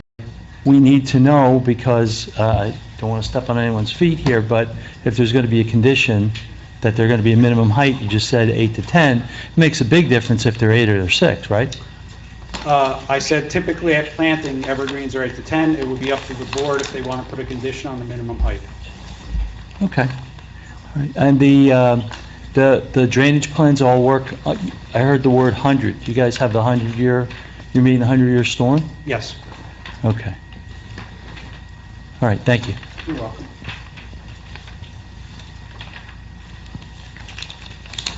Lou, go ahead. I know you had a lot of questions about stormwater. Okay. Thank you, Mr. Jaworski. So you did come back to Mr. Ferrara's office and work through some of the challenges. We did. Okay. My concern right from the beginning was the driveway at the top all the way down to the street is straight downhill the whole way. At this point, have you come up with a solution to catch all of that storm water, not just the water that runs along the curb that might flow into the inlet, but all of the water that comes down I believe it's a 24-foot wide driveway. Yes. So, you might catch on one side maybe 3 or 4 feet of water, and on the other side 3 or 4 feet. Have a plan at this point to catch that water. Yes, we spoke about that issue with the Ferraro's office, multiple inlets, double inlets, to make sure that we catch that. And there is in our profession, you can actually do inlet analysis. You can figure out how much water goes through the grate at different storms in the CFS. So we did come to agreement that we will make sure, and as Mr. Ferraro said, he's very cognizant on that, especially in Bedminster. So yes, there is a plan for that. Is there a problem with, I had some discussion with someone about I think it's called a French drain that goes across the front of the driveway. Is there some issues with that? No, that is a method, yep, to cut it off, and you can integrate that with regular inlets. Okay. I have that on my property here on Somerville Road because the state, 206, I'm on 202 actually, Yep. did not want any of my water on their highway. And they maybe put a French drain in the front of the driveway. Right. And I'd be quite honest with you, it works fairly well. Yep. So I just would think that maybe you want to consider as many inlets, outlets, whatever you need to do to keep the water on the property, and I would appreciate that. Absolutely. Thank you. Anything else?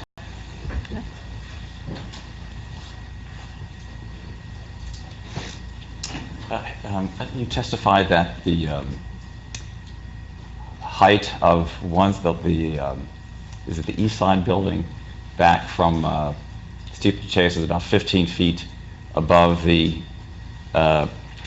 street on one side, and then maybe 20, 25 feet on the other side? Yeah, Okay. so we'll just run through that again. Sure. So the east side, Right. which is the right side, Yes. we estimated that the finished floor is about 218, Yeah. and the peak of the new building is about 225. Right. When you go down to the street, we figure it's about 210. So 210 at the end of the cul-de-sac to 225, So about 15 on one side. about 15 feet, About 25 on the about other. 25 on the other. Okay. And when you, now the two homes that abut those properties, right? Their side yards slope down. Yes. So what's the height of the buildings at the bottom of the properties that abut those? So they slope down considerably, right? Right. Right. Based on estimate, we're figuring that's around 210. That would be the lowest point at the property line. Sure. That's what we're thinking, it's about 210. Okay. So you're looking at that 15 and 25 foot Okay, and difference. could you go back to the picture that showed from Steeplechase Court? Laura's picture.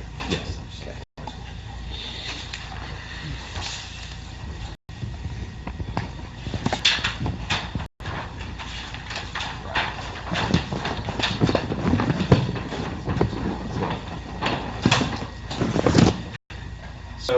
That picture, there's a car on the right, correct?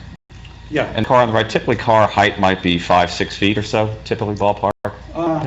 Yeah, I understand. Yeah, ballpark, Out there, okay. So, but it appears that the building that should be, if I understood your testimony correctly, that the building on the left is the west side, east side, I'm sorry, That's the.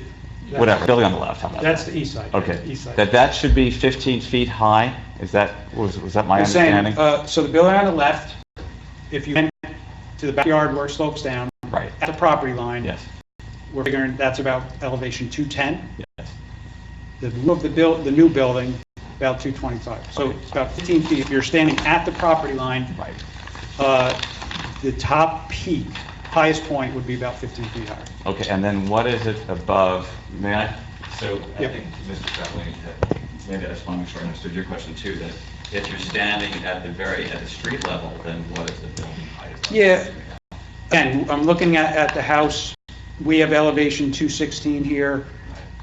Maybe it's a 214, 212. And then this side, and then over here, this is like 10 feet above this. Right, this dashed line would be the western building, which is a little higher, because that roof is about 240. So that might be 15 or 20 feet above. Yes. You can see all that. Yes. Thank you for that, for explaining that. To follow up on the point being made here, although the car is only 5 feet, due to the perspective, the closer it is to you, to the picture taker's vantage point, the larger it will appear versus things that are further away from the photograph. Sure.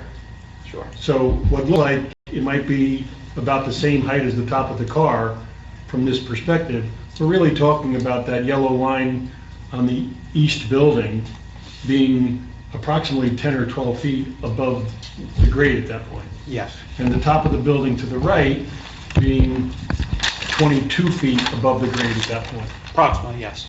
Okay. Yep. Just want to follow up. So it seems like you had testified that you do, but having said all this, that we're having a conversation about how that looks and how it doesn't look. Right. Do you think that's still an accurate representation of where the peaks of the buildings will be and how it looks? Okay, because that's been the conversation, right? I think so. I mean, obviously there's just so much you can do with a picture to try to get it versus standing there at different seasons. Yeah, some of these trees are going to lose their leaves, right? And the slope's going to go down, and we're going to plant new evergreens, and that's going to change it. But for this purpose, what Laura did with the overlay, very much like we do in many projects, I think it's an accurate depiction. But what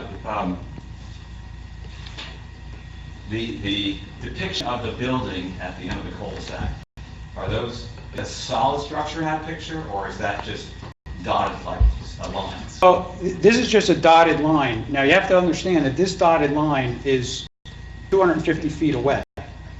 So Laura just projected it forward so you can kind of get an idea, but really this building is way down the slope. But is the dotted line typical in picture rendering, or is the building put there typically in picture rendering? We usually use dotted lines when you're saying something is way beyond, because if you put the actual building here, it would look like it's right at the end of the cul-de-sac, and it's not 250 feet away. So this is normal, yeah, that's normally how we depict it. Thank you. So, but when you're saying, when you do show the solid structure as the building would look, it's going to look like it's at the end of the cul-de-sac. You just. Well, no. What I said was if we took Laura's actual elevation and just put a solid building there, that wouldn't be real because it's 250 feet down the slope. That's why we're showing it. We're just kind of projecting it forward to say, here's roughly how high it's going to be in comparison to when you're standing at the cul-de-sac. Anyone else? Mr. Haggerty?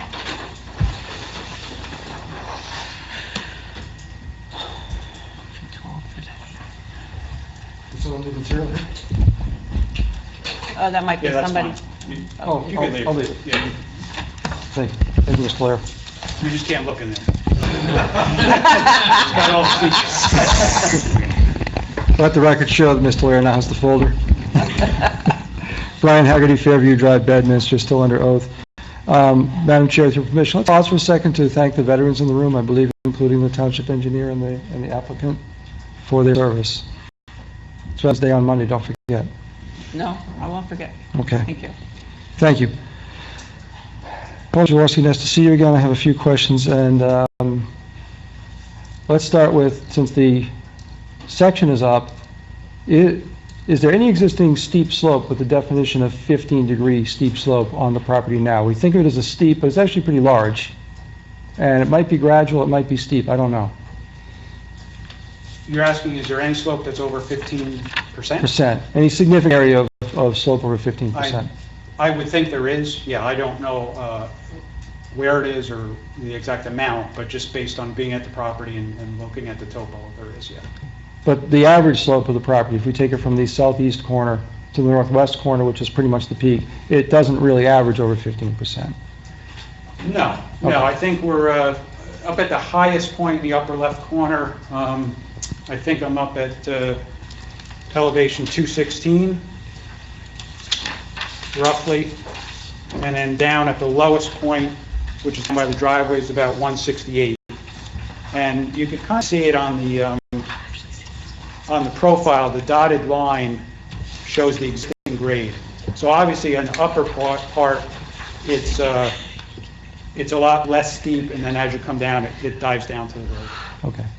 In the proposed plan, you're introducing a double retaining wall that totals about 10 feet, and there's a slope beyond that? Correct. So you're actually, if you're introducing, it appears you're introducing something the equivalent of a steep slope, but you're abating it with a retaining wall and with stormwater detention and treatment. Is that true? Yeah, yes, and that's located just beyond the northern curb line. You see the two lines, and then there's a vegetation between them. So it's basically a tiered wall. A plateau which we plant, and then another wall, Okay. one being 6 foot, one being 4 foot. And I assume it would be a planning question whether the tiered nature complies with the 6-foot limit on walls in Bedminster, and whether it needs I'll leave another that to variance. our That's the planner, planner. yeah. Planner or architect, okay. You mentioned, and there was some discussion about inlets and trench drains. I've read the county comments that are available, Yes, and there was some concern about use of trench drains and Yes. the difficult maintenance, so it's another maintenance issue in the time yes. to come? We deal with the county all the time on that. Okay, so do you have any comment on that to offer this body? Because if they're saying No, trench drains, we you're kind of saying no. We will work with the county, as we usually do in most projects, to come to a conclusion on that. So, and in working with the county and working with the township engineer's office, are you producing a revised stormwater report, or is that not necessary?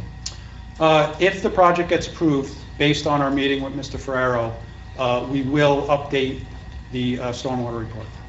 So is it your professional opinion that the stormwater is technically achievable? It's just a matter of will, civil engineering, and perhaps money, but it's not really relevant to the pass-fail of the merits of the, when the benefits and disbenefits of the application. Is that Correct. your opinion, or? Correct, yes. Okay. You're speaking of the trees, and that's the right rendering to have up now is the color plan. And you talk about not having disturbance to the northern part, and I see what looks like 3 specimen trees out there that, looking at the Dress Tuesday, there's trunk protection around them. I don't know about root protection, but the tree protection fence is on the plan. So those are 3 trees you're going to save in particular? Yeah, I think, as you know, there, as Madam Chair pointed out, there are a couple structures in the rear. So obviously, when they get removed, we would want to protect any trees that are near those. And would you then, with those, once those structures are removed, use the basement cavities or the pads, break them up, fill them in, and plant additional trees in those cavities? Yes. Is that part of your count? That's the idea, yes. And was it somewhere, give or take, 200 trees you'd be planting in? Yeah, we had calculated roughly an additional 150 trees on top of the 73 trees we have already. So we're up in that 220 range. And I believe that Chapter 12-6, to refresh your memory, on the tree removal permits, and I think you quoted accurately, you said 2.5 to 3.5 inches, and you said 6 to 8 feet on the evergreens. Sorry, yes, I'm talking too fast. I believe you quoted from memory, and it's in Chapter 12 with the tree removal permits, 12-6, B, 3 and 4.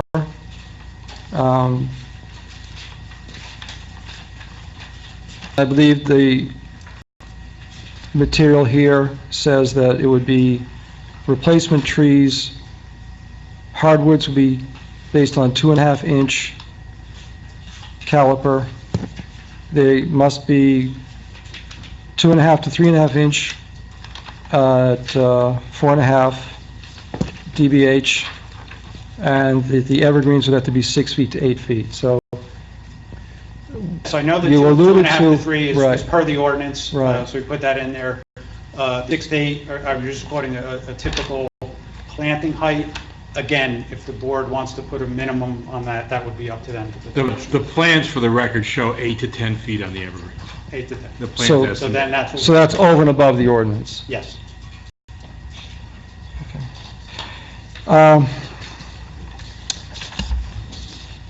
As to which trees are being taken out and where they're located and how large they are, and I assume that's fair game because you're talking about the trees and what's not being taken out. I attempted to point out that in the totals, we are talking about the existing ash trees. I didn't see anything that you've guaranteed that in your stormwater calculations, you're factoring for the death of the ash trees, or you're saying you don't have to factor for the death of the ash trees. Could you explain on that? The tree removal plan and the whole ash tree was basically a calculation to figure out how many replacement trees are needed. Okay. Because the ash tree is deteriorating and we conferred with Mr. Ferraro's office that we could take those out of the calculation because they would die anyway, and they would not have an impact on the storm. Okay, because of the way you're factoring the tree roots and it's such a thin layer of soil, is that it? Yes. Okay, I see. So for the trees themselves are, although when I went to civil engineering school, I learned that vegetation and then lead training, vegetation and stormwater, because the soil is so thin here, is that what it is? And your report talks about the underlying rock. Well, it takes into account the soils types as well as the tree vegetation and our time of concentration and Okay. all those factors, yes. Okay. And however, the trees themselves, would you happen to know where is the 42-inch walnut, which according to the plan and according to the tree removal plan is the largest? I don't know offhand, I would think it's on the tree removal plan. Yes. Is it on there? So your testimony that there are no trees, well, it's right down the front by the street according to what I see, if I can be allowed to quasi-testify. According, that's where the plan shows it.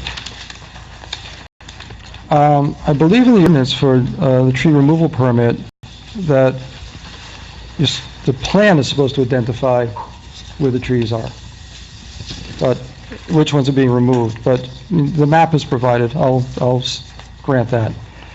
So the locations of the trees, are you saying there are no trees being removed to the north of the tree protection line? Yes, the intent is, as we stated, that the back half of the property would be undisturbed, no trees would be taken down. There are some buildings back there that will be taken down. Obviously, the applicant will do whatever he can to protect those trees in that area. And then, obviously, the supplemental planting will take care of any gaps. So could you give me some guidance where I'm confused? When I looked at the tree removal plan and made some notes, it appeared to me that the trees that were categorized as ash trees are actually other hardwoods, according to the species list, and that they are not in the 25 to 36 category of predominance of ash trees, but rather scarcity of ash trees, only 3 ash trees. Yeah, Mr. Haggerty, can look in my secret folder. I'm not going to look.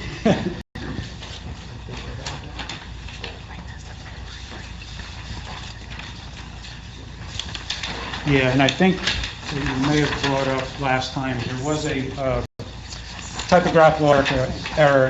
On the tree removal plan, there's a tree inventory summary and a tree replacement calculation. And basically, the 25 to 36 inch total trees to be removed was listed as 13. It's really 3. That was a typo.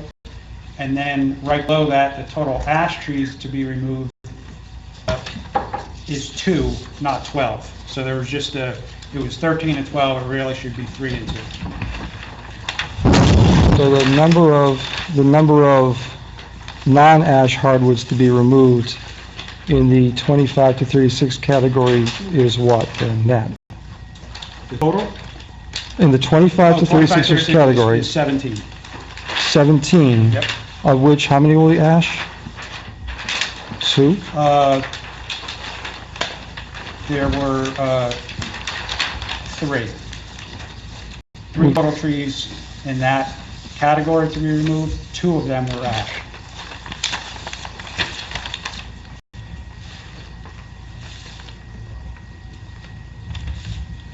So there are 17 total trees in that category.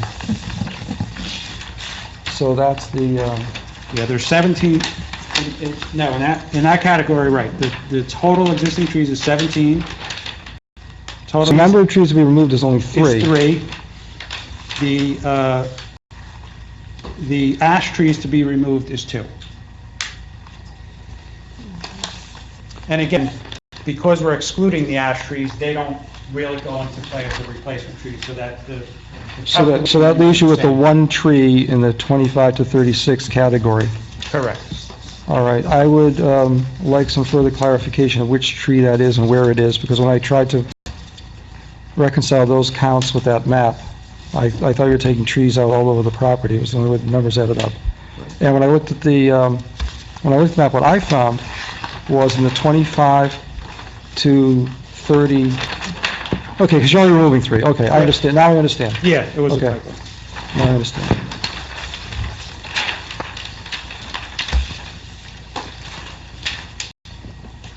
Bear with me, I said a revelation there. Okay.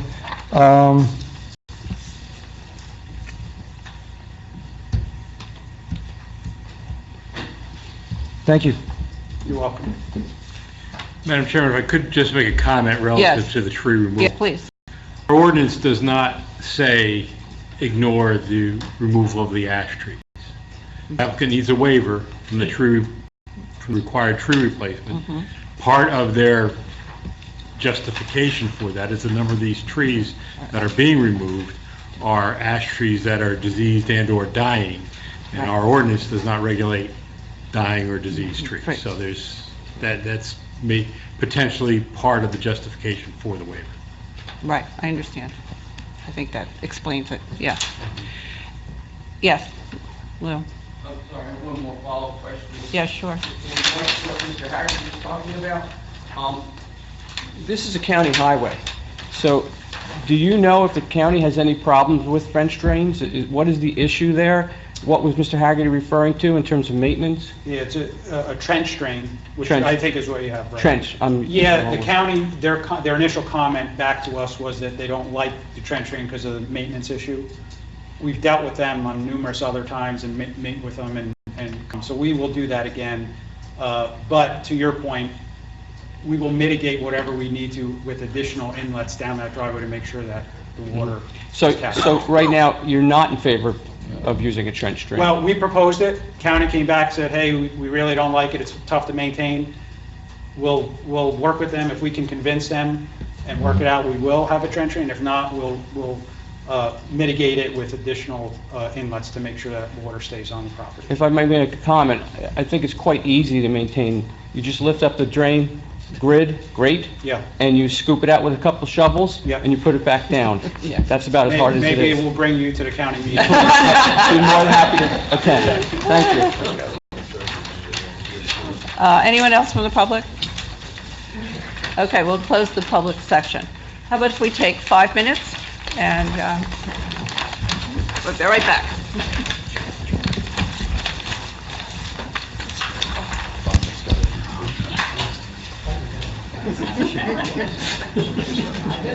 Okay.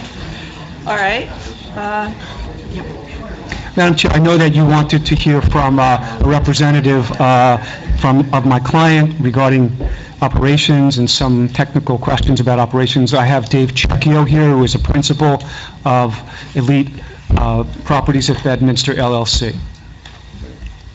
Okay. Sure. David, were you previously sworn? No. Please raise your right hand. Do you swear or affirm to tell the truth, the whole truth, and nothing but the truth, so help you God? I do. Please state your name and address and spell your last name. David Checchio, Checchio, and I live at 113 Valley Drive in Watchung, New Jersey. Mr. Checchio, you're an attorney as well as being the principal of the applicant, correct? Yes, yeah. I'm a salaried employee. I'm in-house counsel. My father and Tom Powers, who are here, are senior partners, and my brother, who is educated as an engineer, is also a salaried employee along with me. And so, yeah, my father farmed his own real estate development company by sending me to law school and my brother to study engineering. Still, we have to hire Jeff, and Jeff gets mad. And you wanted to be a fashion designer.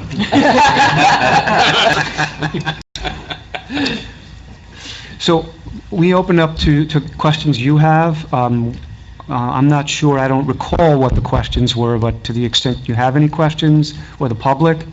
Well, I know there were some questions about how you're going to rent up and how you're going to take care of the vans coming in, trucks, Moving trucks. moving truck maintenance, that kind of thing. So if you want to talk about that. Certainly. First and foremost,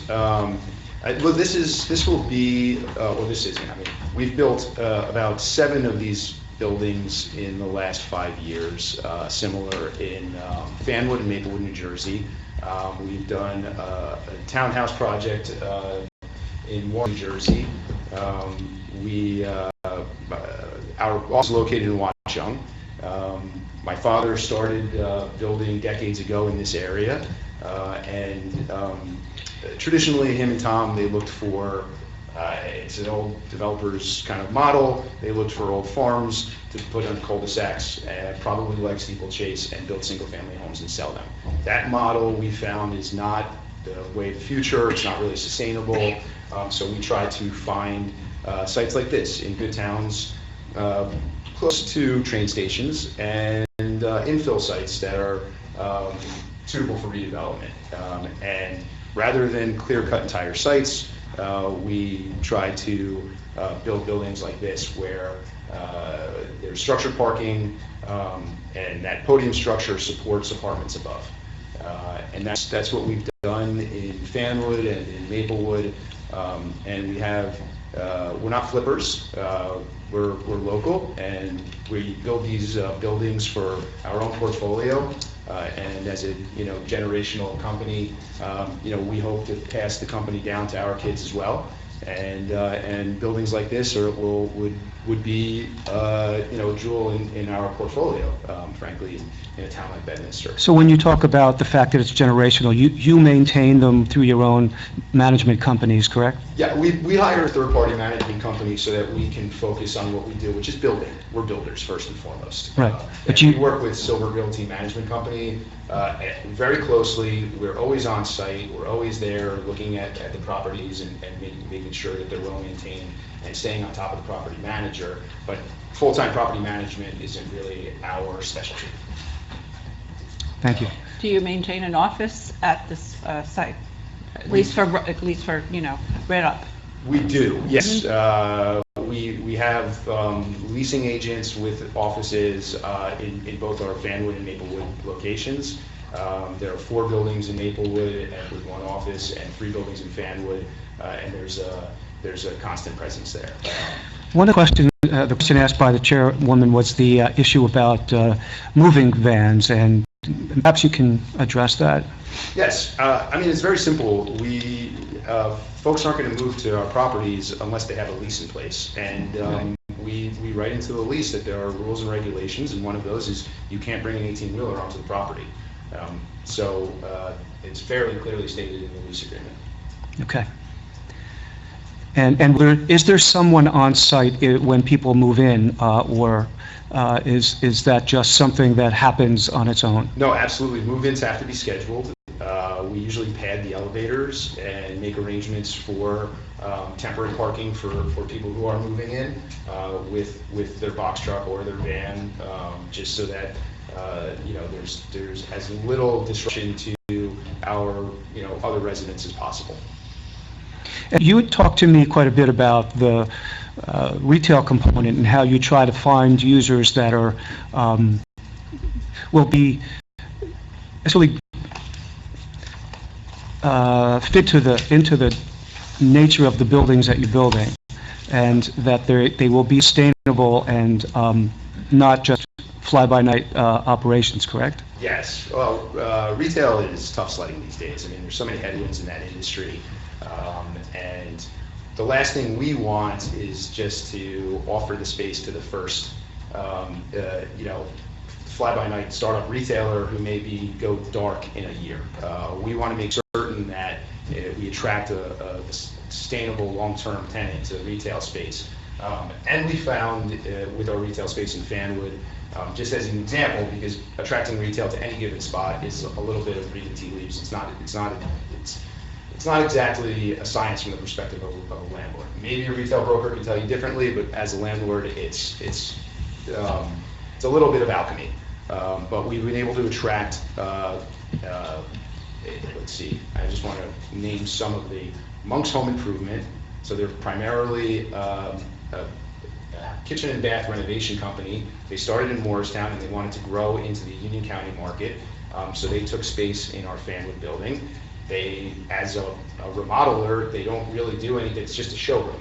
So it's very much a service. They don't generate a lot of trash. They don't generate a ton of traffic. It's by appointment, and they're a terrific tenant. We also have the River and Rail Cafe, which is coffee and desserts, and it's become a meeting place for the people of Fanwood, and that's a very popular spot. And that has, much like we're designing here, that building has kind of a courtyard that stretches between the first building and the second building, if you can imagine, similar to this in downtown Fanwood across the street from the train station. And in that courtyard, the cafe has set up cafe tables. So they've been able to utilize that outdoor space and create, again, a meeting point for the people of Fanwood.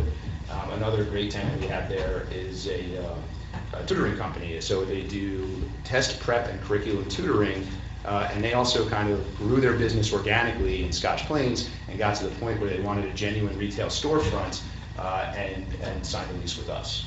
So those are just some examples of the tenants we were able to attract that aren't, I wouldn't call them traditional retailers, but are a great asset and great for us, for the community, but in this instance, Fanwood. That's what I was getting at, is that you spend a lot of time and thought on the retailers that you place.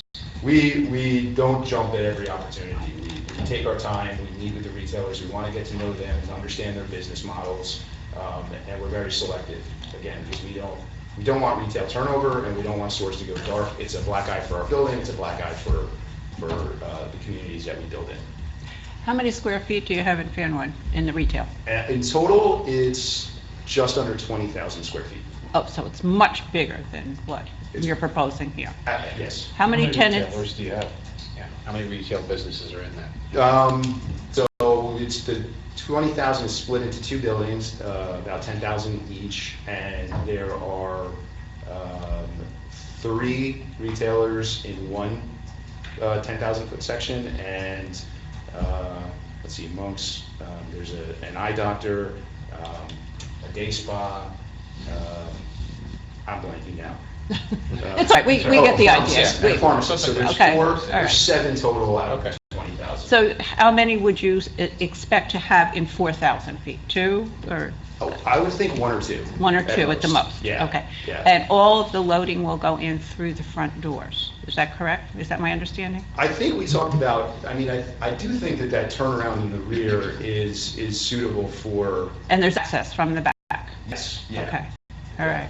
The side door. I would think that The there's- side, yeah. The side. Mhm. So if we...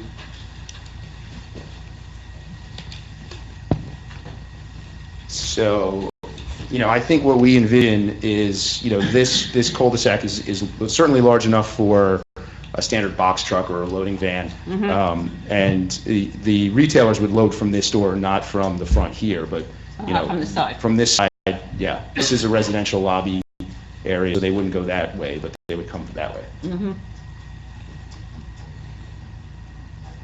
Anyone else on the board have any questions for Dave? Yes, go ahead, Nick. Restrictions on Airbnb have been in the news lately. Do you have a policy on the use of the facility for Airbnb or? Yeah, no, absolutely, we don't allow it. No, it's prohibited. We don't allow our tenants to sublease at all without our written consent, and that would qualify as a sublease.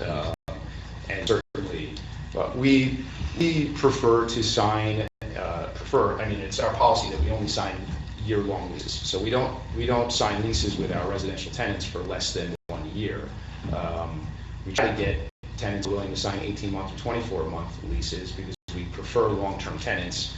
And to that end, we usually offer incentives to sign a longer-term lease. So we'll give you $50 or $100 off your rent if you sign a longer-term lease than just 1 year.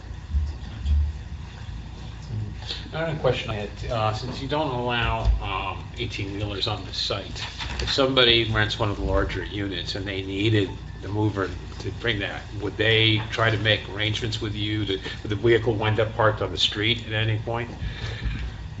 You know, I don't have the answer to that. I mean, we'd have to be case-by-case basis, but we would do everything we can to discourage them from trying to park an 18-wheeler on the street there. You know, we wouldn't want that. Right. Yeah. Could you possibly say to the tenant, you have to come back with 2 vans instead of, yeah. Absolutely. And I don't think most moving companies would be able to accommodate. But we're, you know, the larger units even, we're still talking about 1 and 2 bedroom units. So that would be a Right, we'll bit of come an up that effort to often. fit an 18-wheeler's worth of moving stuff into one of those units. Right. Yeah. From your marketing standpoint, what do you think would be your average tenant? I mean, are you, No, we do see it all, but we believe in what we've seen in our other communities is the bookends of the demographic spectrum. So we see young professionals and we see empty nesters for different reasons. I think empty nesters are enjoying the freedom of not having to maintain their yards and their properties, and you can even less maintenance than a townhouse. You simply, you know, lock your door. You're in an elevator building. You can leave your car in our secure garage and go to Florida if you're a snowbird. We're seeing the younger professionals who are either gun shy because they heard stories from the Great Recession about home ownership, or there's just a less interest in home ownership among younger folks these days, and that's what we're finding. They love buildings like this, frankly. Rich, go ahead. Yeah. Let me go back to the Airbnb thing. Because they are apartments, do you feel like you have more control than if they were condos or co-op or whatever, that, you know, because they're apartments, you have more control? We sell condos too. I mean, we do, and I've, you know, worked with Jeff and his firm in writing master deeds for condominium associations. So we would do the same in a condominium setting, except I would say that in a condominium setting, the property management company is usually less hands-on than we are with our buildings. So if there's somebody who's coming in and out that's, you know, well, for example, we use a key fob system, an electronic key. I don't have my keys there. I know what it is. So every exterior door and the garage doors are triggered by a key fob, and we can log those entries. So we can, you know, see if there's something that's out of the ordinary that's happening with any given key fob or if someone's using it inappropriately. That we're trying to invade our tenants' privacy, but we try to maintain a respectable building. There are different mechanisms in which we can do that, but we certainly, and one of them is just being present on site. So, yeah. So if you included a clause that they couldn't have an Airbnb, that would be a violation of their lease if they violated that, correct? That's right. That's right. But I think, the board members also asking, how do you catch them if they are violating the lease, right? And I think that the best policy is just to be present at your buildings. And we're always driving by, we're us, our property manager, building porters who take the garbage out on garbage day. Building porters also, again, help on moving days to protect the building, to protect the elevators and hallways. So we're constantly on site for any given task. So at the scale that it is right now, 40 units or so, you mentioned before that on the other properties you have, a leasing agent or a leasing presence nearby. So do you expect that you'd have a leasing person here on a daily basis? Or I don't. This is a smaller project than our other projects. At 40 units, in Fanwood we have 80, and in Maplewood we have 180, and we have other projects under development in other towns as well. But at least initially for the lease up, we would have someone present. I think we might carve off a little bit of the main lobby in the easterly building because it's a big, generous lobby, and have a desk there with somebody to be present during the initial lease up. On an ongoing basis, as tenants move out, I don't think we'd have to have a leasing office for 40 units. That's just my, but you don't model them so that your leasing person can be in one of the models. we could do that too. That might be instead of, but we might have a desk in the front in the lobby, or we might have a model that, yeah, we do stage units with furniture for that purpose. Yeah. All right. So showings wouldn't necessarily only be by appointment if you did it that way. With a model, you mean? Yeah, if you have. I think we would try to also have some open house dates and some, so that on certain days of the week, we definitely had somebody there on weekends just as an open house so that if anyone were walking by and thought they might want to live there, they could stop in. Just for kicks and giggles, what would you project to get to a stabilized 85% leased? How long would that take? For this building, I would say 6 to 9 months of lease up, not including the retail. The retail, we would bide our time. Yeah. Talk to me about how property management gets done. You said there's third parties, so there would not necessarily be a super or a property manager resident here. Not with 40 units. Have one for the 80-unit building, and 3 buildings, 80 units in Fanwood. We do have resident property manager there, and in Maplewood. But for 40 units, we wouldn't have a resident property manager. We would have a property manager who's assigned to the building, and probably 2 or 3 porters who are assigned to the building. The porters would be there. And they rove? They would. 1 or 2 maybe they're full time. It's 2 buildings. They're substantial enough. We're going to be positioning them as luxury buildings. We're going to want those hallways cleaned. So if you've got the trench drain cleaned out. We're just going to, right. The trench drain needs to be shoveled out. So there's always like a task list, and these guys have, they're 9 to 5. They're not there overnight. They're not there sleeping. We have emergency call numbers, and we have people on call that are ready and available if there's any problems. But there will probably be, say, 2 porters there that 9 to 5 every day. So on the retail leasing, it sounds like the retail leasing was just traditionally marketed. People call off the sign, they hear about the building, they're interested, they call, etc. Would you not, or have you ever done kind of recruited leasing from businesses that you target that think would be appropriate for this type of use? Have you done recruiting with respect to your leasing? Yeah, it seldom works. Yeah, we have, and we've even had, the mayor of the town come and say, hey, Dave, why don't you go see if Dunkin' Donuts wants to come to this spot? And it's tough to do that, it's not, again, I'm still trying to figure out if retail marketing is art or science. That's why we're very, I think it's a little bit but we're very cautious in who we actually make deals with because, you know, you kiss a lot of frogs in solution space. Very cool. That's all, that's what it is. Anyone else on the board? No. Good, okay. We'll open up to the public. Yes. I'm gonna wait, let's see if they have questions. Okay, sure. Mhm.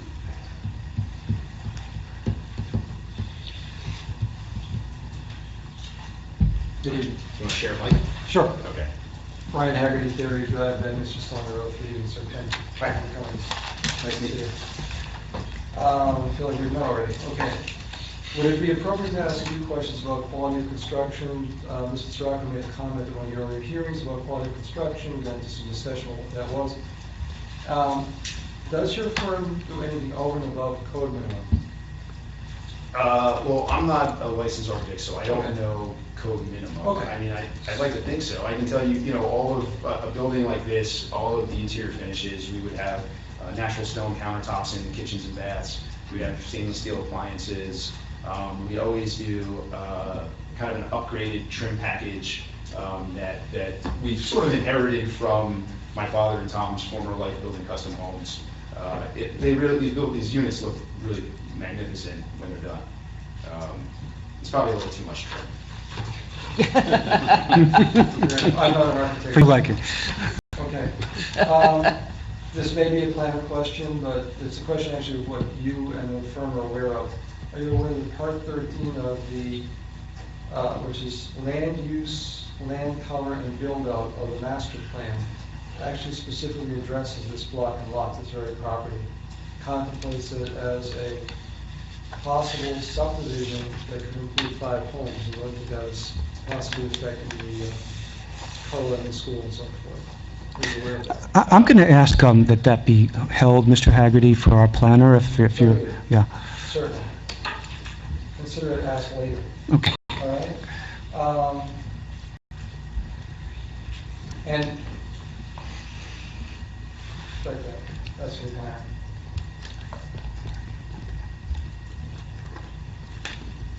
Regarding the height of the building discussion earlier on the mark of what, I guess, if I understood that correctly, what would have been the height of an as-of-right building that was pushed back to the rear setback line.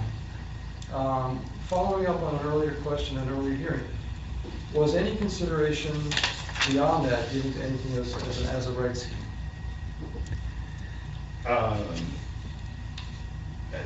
Yeah, well, See, I don't want to ask you to consult that because that would be betraying an attorney, but you are an attorney and you're connected to the ownership. Right.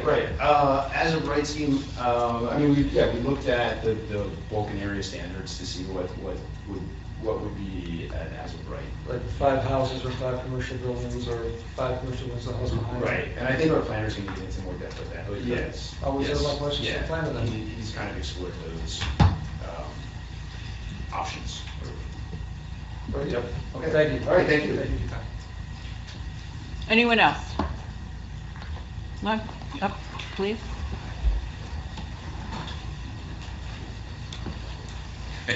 Hi.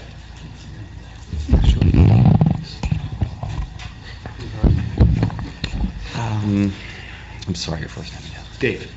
Dave, can you tell me what the total investment is for the development about? I'm No. not sure that that's public information. It's really proprietary. It's also not relevant to a proceeding that we're Okay. conducting. Can you tell me what the delta investment would be if you were to build the property as currently zoned? No, I don't have Okay. those numbers. If I were to ask you to invest maybe a third of your net worth in an investment vehicle and told you with 100% confidence that the investment would decline, it might be 10%, it might be 20%, it could be more, would you invest? I don't even know what's on. Because it's getting to a relevant point. That question is not relevant to this. Are you familiar with a study published by Georgia State University and Georgia Institute of Technology on the effect of proximity to commercial uses on residential prices?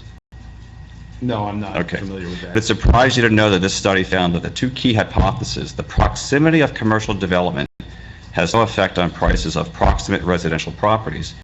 The second hypothesis was that proximity of commercial development has no effect on prices of proximate residential properties, regardless of the layout of the neighborhood, those were both rejected. The state found that, quote, I quote, on the whole, the positive effects outweigh the negative effect, but up to about 250 feet, the negative effect of disseminates results in a net loss to those people. I'd like to submit that into evidence, please. Is that permitted? I don't know that John, you wanna- The objection has been made that, first of all, you can't submit anything to evidence now because you're not testifying. But then, when you do get to it, you can't just submit into evidence someone else's writing. You have to That's a published bring the document. witness. Well, it doesn't really matter if it's published or not published. You have to, first of all, demonstrate that it's relevant. Second of all, demonstrate that you have the knowledge yourself to be able to make a statement, not whether you can read somebody else's general writing.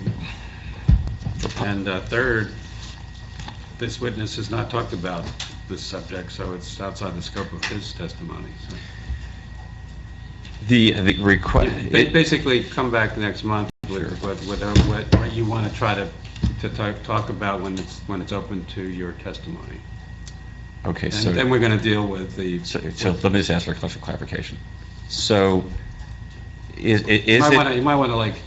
Is it appropriate to ask the developer, because he's asking for variances from the town that impact the homeowners that live within proximity to the development they're asking for the variances, it's going to negatively impact our key investments, right? Mr. Isaac, you're testifying now. So No, I'm asking you a question, is that appropriate now or appropriate later? No, it actually, this witness didn't talk about value or... Okay. He didn't, so you have to... Yes, I understand. Focus on the questions that relate somehow to what he talked about. Another witness, maybe the planner. I don't really think value is going to be the subject in this case, but I'll let that to you and to what you want to present when you have the opportunity to give your testimony, but now is not that time. Okay, can I ask the developer why he decided that to develop something that required variances? That's what we have a plan. No, well, go ahead and ask the question and see what the objection is. And So may I ask, why did you decide to build, to offer plans for development that required variances? You know, I'm going to object to the question because it asks for a hypothetical, it asks for him to talk about something that the planner is going to talk about, why he believes that there's merits to the granting of these variances. And Mr. Chekio did not ask or talk about any of this during his testimony, and I think it's an inappropriate question to ask. But he's the developer. Madam Chairman, I think the line of questioning is potentially relevant. It may be beyond the scope of the direct testimony, but let's see whether there's an answer to this question and see how it might be, try to figure out if it's even relevant. So. Well, okay, yeah, I'll try to answer Mr. Isaac's question, because I think I did touch on it in fairness to him a little bit. I talked about the history of our business and that we are no longer interested in clear-cutting and flattening a site like this. So I feel that an as-of-right development here, if you look at the plan, and our planner, Craig Rayenkamp, will testify a little bit more about this, would require much more disturbance to the hillside than what we're proposing. So in order to, we've devised a plan that we felt was respectful of the buffering in the rear, to the rear, and pushed the development towards Lamington Road, which again is with the style of buildings that we see as being that's the way of development going forward. Thank you for that answer. But couldn't you have built you could have built something within the zoning without requiring variances, correct? whether or not that's what you I want don't to think, do. I don't think it would maximize the utility of the site. In our opinion, what the zoning currently allows for doesn't maximize the utility of the site. And the unique properties of this site being that it's close, it's on Lamington Road, within walking distance to a train station. It has the opportunity to add vibrancy to Lamington Road and some of the other merchants along Lamington and Main. I think it's a uniquely positioned site that warrants a development like this. Can you help me understand what that means, maximize the, what did you say? Utility. Can you help me understand what that means, please? Maximize the utility. It's the highest and best use of the site as we see it, Okay. as opposed to other potential development process. And that's, okay. I really believe these questions are for the planner. I do too. And I think that, we have our planner coming next month, and you'll be able to ask the questions for the planner for this, because I think that's going to open up a lot of foresight into the questions that you're looking for. I really believe that. He's not prepared as a planner. I don't believe, thank you, and I hear you. I don't believe it's a planning conversation. That's a developer conversation in terms of I want to sort of maximize. I have nothing against planners. I have nothing against developers. I really don't. This is about asking the town for variances that will affect the people that are But that's what the planners will But the planner's testify doing to. what the developer is seeking to maximize. That's how it works, right? So I understand that. That's all I'm saying. I haven't heard anything about, this is what, I haven't heard from David that all the things that he would like to accomplish, people getting access to trains or so forth or whatever, could be accomplished within the variances. That's all. Thank you.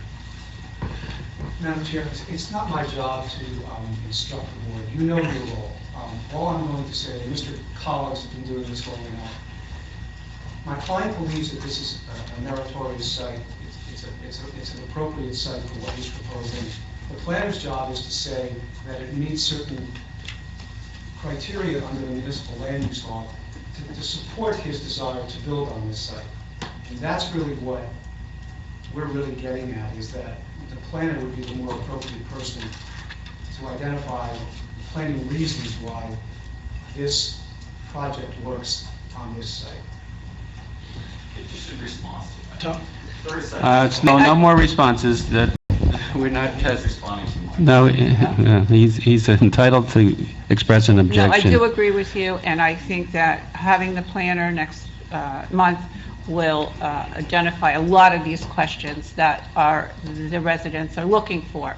And I, leave it up to you to have your experts here, and we'll get those answers for us and the residents folks. So unless anybody has another question, yes, please. Dennis Galvin, representing objectors. Hi. Yeah. Yeah. All right. How you doing? Good, nice to meet you. Nice to meet you. The retail, Well, that's okay, that's very friendly. I have a unique style. That's a good trait. The commercial uses that you intend to put here, it's going to be, you said it's 2,000 square feet or 4,000?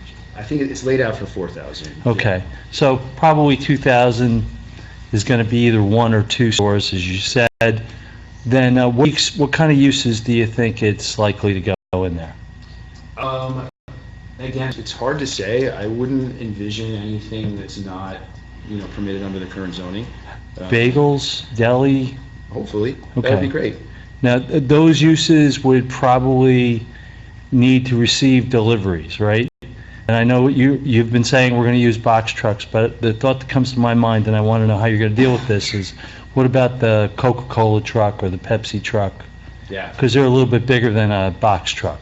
Well, the bakery trucks, you see those all the time. That would fit. Box truck, Pepsi or Coca-Cola truck. Yeah. I'd have to defer to the engineer to tell us if that cul-de-sac is large enough for one of those trucks, which is obviously in between a box truck and. But I think it would fit.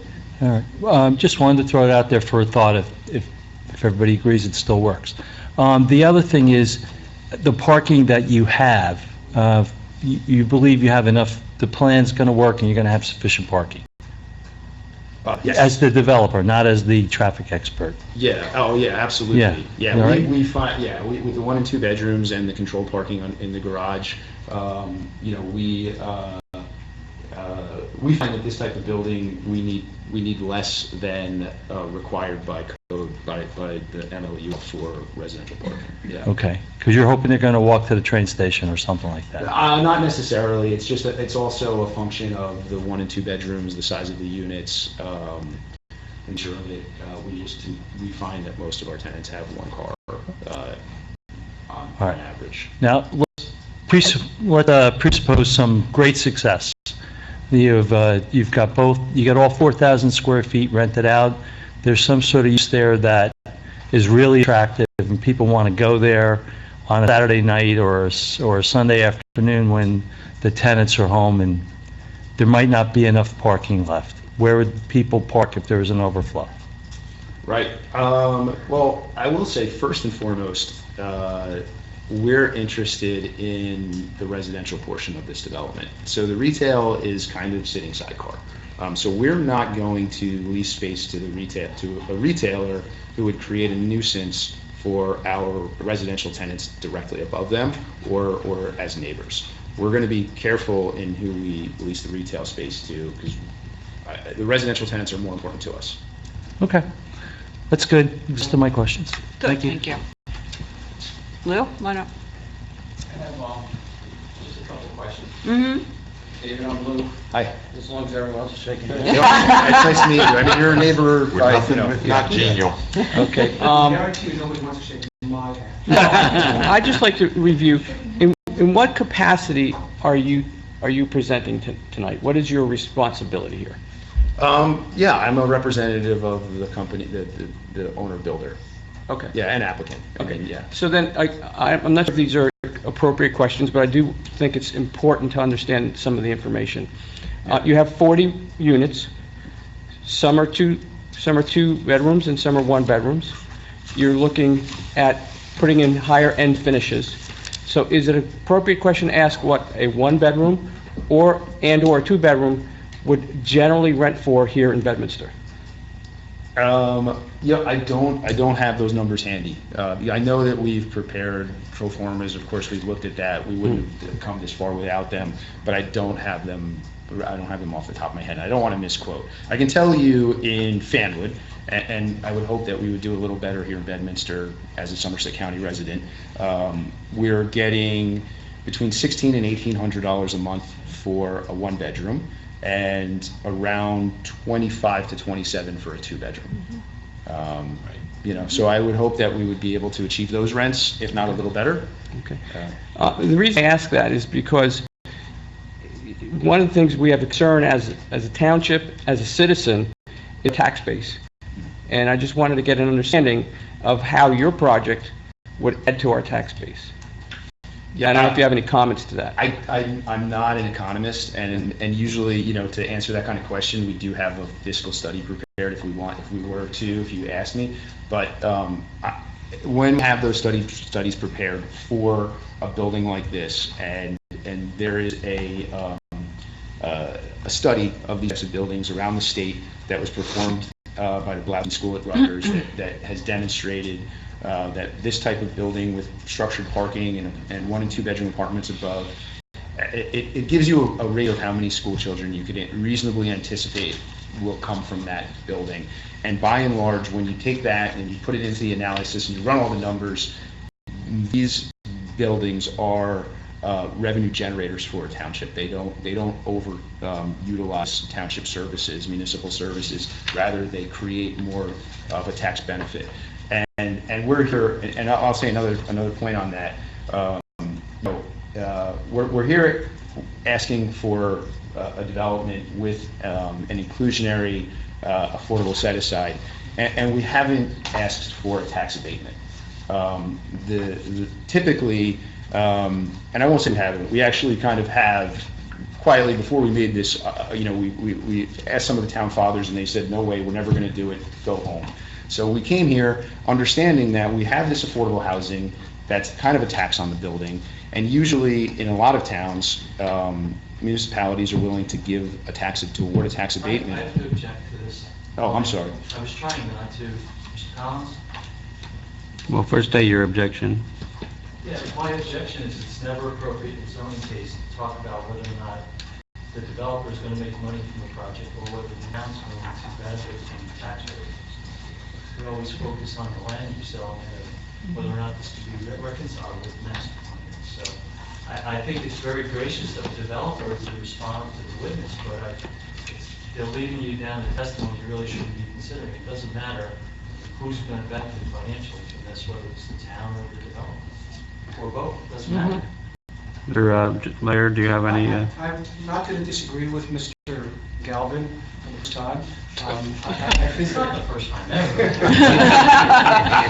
I think that, the questioning is appropriate in terms of rentals, but in terms of tax base and generation, those are areas outside the purview and jurisdiction of the board. Sorry, I seem to have gone off the rails a bit.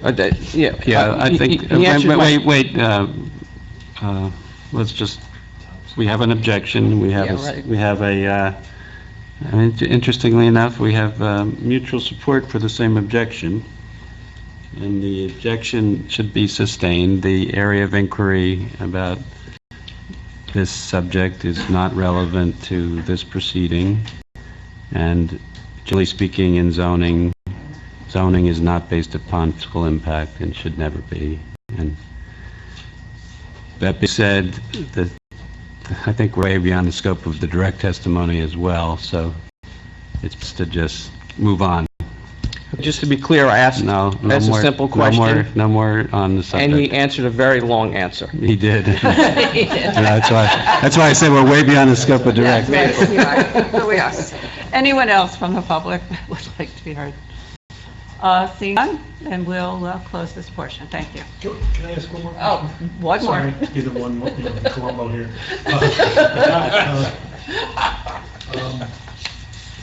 You did say in your opening remarks, and maybe I'm out of bounds here, Tom, so tell me.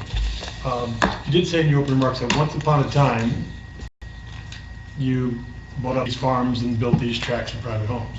Not me, but the history of the company, yeah. Dad did? Yeah. Okay. And at some point, over the past 20-some odd years, you decided not to do that and then decided to do this. I'm not interested in the economics of that decision. I'm interested in what about the demography of our markets? Is this sheer forecast and you just happen to be successful? Or is this hindsight where you've been unsuccessful? And again, I'm not really focused on the economics, I'm focused on the demography of that migration in your development strategy. We fell into it a little bit. My Is that father. fair, Tom? Before you answer? Yes, that's right. So we fell into it a little bit, and without trying to touch on economics, but we, my father and Tom had a large townhouse development in Piscataway, and it was all for sale. And the tail end of the sales of those townhouses, those condominiums, kind of bled into the Great Recession. And they were left holding maybe 24 units out of hundreds of townhouses that they had been able to sell, and started just renting them. And so the business model found us, rather than we were not great prognosticators, or, we weren't as smart as Colombo. Well, nothing about aging populations and, I mean, that's millennials and those kinds of statistics that you're going. So once we happened upon, we were stuck holding the bag with these townhouses in Piscataway, and we started to realize that the rents were more than making up for the lost sale price. We start to investigate some of those trends, and it's kind of like, when you buy a car, you see more ads for it. You see all those cars on the street now, like, oh, I just bought a new car, and now everyone's got that same car, but you didn't see it before you bought the car. It's kind of a little bit like that phenomenon, I think. Once we were in it, we started to justify it, rationalize it, and we started to trend spot and look after, and then start to go after it more. That makes sense to you? Sure. Because I mean, I that's don't the answer. want is to that- go down this path any further because I think we get into more and more economic conversation, Okay.